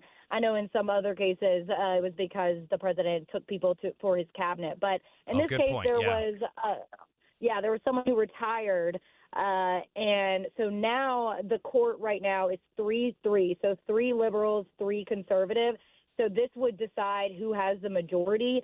And Musk, as you said, was in Green Bay last night with his cheese head, and he was giving away $1 million to 2 separate people at the event. And he even made a joke saying that he only does that because he wants to get attention and he wants to make the legacy media lose their mind, is what he said. But we spoke to a lot of people that were at the event, and there was a lot of people that were excited to see him in person. And we also did see some protesters outside as well. Many people are upset about how much money he has spent on this race. He has spent more than $20 million of his own money. And so a lot of the protesters there saying that, Wisconsin is not for sale. So some pushback for sure. Yeah, we're speaking with News Nation's national correspondent Mills Hayes, who is in Green Bay, Wisconsin, covering this Supreme Court election. Mills, why is Elon Musk so directly, personally, financially involved in this election? What is his motivation here? Is it something beyond just his role with the Trump administration and with the Republican Party? Does he have anything personally, financially at stake with this election? Right. Well, all we know is what he has told us, and he says that he's concerned that if a liberal justice gets into the Supreme Court, then they could change the districting of the congressional lines within Wisconsin. And he says he's concerned that it would benefit Democrats and it would take away Republican House of Representatives seats and that would give Democrats a better chance to get elected. And so that's why he says he's concerned about that, and he wants to make sure that there's a conservative justice there in order to make sure that there's no more gerrymandering. So that's what he says is on the table right now. And he also went on to talk about how, the majority in the House of Representatives is razor thin. And so he was saying how it was concerning that if Wisconsin lost even one of their Republican House of Representatives seat, then it would be negative for the Trump administration because it would be harder for the president to get some of his priorities and policies passed. Is the retiring judge, was this person considered a conservative or a liberal? So would this be flopping the balance of power, or did Wisconsin have a conservative Supreme Court, and then this is just trying to hang on to that? So the person who is retiring is a liberal, considered liberal. So we had a liberal majority, so it's 4-3, and that's what we have right now. But, of course, that person is retiring. But we didn't have a liberal majority in Wisconsin until 2 years ago. So in 2023, there was another Supreme Court race that happened, another race that was also very expensive. The candidates there spent about $50 million. That's in comparison to this race where $90 million has been spent so far for both candidates. Wow. And so when that person got elected in 2023, the liberal candidate, that then flipped the court. It had been a conservative court for about 15 years. So they're hoping to flip it back, the conservatives, this time around. Mills Hayes, thank you so much for joining us. We appreciate you bringing us from Green Bay, Wisconsin, the latest on this Supreme Court Dave, race. I was going to ask her if she had a cheesehead hat on, and you didn't. I cut you off. Yeah, it's okay. Probably better. I didn't. I don't have a cheesehead hat, but I will tell you this. I was in the gas station getting an energy drink because, you know, we need that as journalists. Absolutely. And I found a cheesehead stress ball. So I might have to pick that up. Perfect. There you go. You need something. Yeah, the cheese head is a great symbol in Wisconsin, but it's not as good as the Badger hat. I don't know if you are familiar with the Badger hat. Are we talking the Wisconsin Badgers? We're talking full-on Wisconsin Badger hat, which is like a killed or trapped badger that they turn into a hat, and it is a full-on badger face sitting right on top of your head. That's amazing. It's even better. It's even better than the cheese head. Well, we know what Elon will be wearing next in the Oval Office, Dave. You got to wear the Badger hat. I mean, you got to invest in the Badger hat. But we appreciate Mills Hayes for joining us. But we'll continue to follow this. It's kind of wild. Elon Musk involved. It sounds like he's put in about $20 million into this race, a Supreme Court race in Wisconsin. He just handed out $1 million check to two people, so $2 million. Still trying to figure out whether or not that's even allowed. I don't think that's legal, Dave. It doesn't seem like it's legal, but he was doing it during the general election as well. And he says it's not to support a candidate. It is just to encourage people to get registered, to go out and vote. You don't have to vote the way he wants you to. He just wants you to go out there and vote. And here's $1 million. So we appreciate News Nation joining us and giving us an update. We'll turn things over to Maria Chaleos. Jury selection is expected to begin in Lori Vallow-Daybell's latest trial in Arizona. In this trial, Lori Vallow-Daybell is accused of conspiring to murder her fourth husband, Charles Vallow. Maria Chaleos up next with more as jury selection is expected to begin today. Be advised, this is your opportunity to save up to 40 to 80% on a hot tub or swim spa. This weekend only, Friday through Sunday, Utah State Fair Park. Be advised, this is your opportunity to save up to 40 to 80% on a hot tub or swim spa. This weekend only, Friday through Sunday, Utah State Fair Park. 18-month interest-free financing. Our factories have demanded we sell 1,000 hot tubs and swim spas this weekend. Utah State Fair Park. Huge factory incentives, factory rebates, this weekend only. Utah State Fair Park. We can remove your old hot tub. Free delivery of your new hot tub. Hot tub starting at $2,999. Utah State Fair Park. Free delivery of your new hot tub. Just relax and enjoy. Utah State Fair Park. Friday, 2 p.m. to 8 p.m. Saturday, 10 a.m. to 8 p.m. Sunday, 10 a.m. to 6 p.m. Free admission. Free delivery. Utah State Fair Park. Call 833-SPA-SALE or visit hottubandSwimSpaSale.com. Is your financial advisor offering you up to a 30% upfront bonus? Are they promising you up to 10% growth per year guaranteed for your retirement income? If not, you need a new financial advisor. I'm Jeff Jr., founder of Trajan Wealth. If you plan to retire within the next 10 years, don't wait only to find out it's too late. I've seen hard-working folks like you retire only to be required to go back to work, all because their advisor told them guarantees like these were too good to be true. They're not. That's up to $30,000 up front or up to $10,000 per year on $100,000, all guaranteed for retirement income. Don't work when you're supposed to be retired.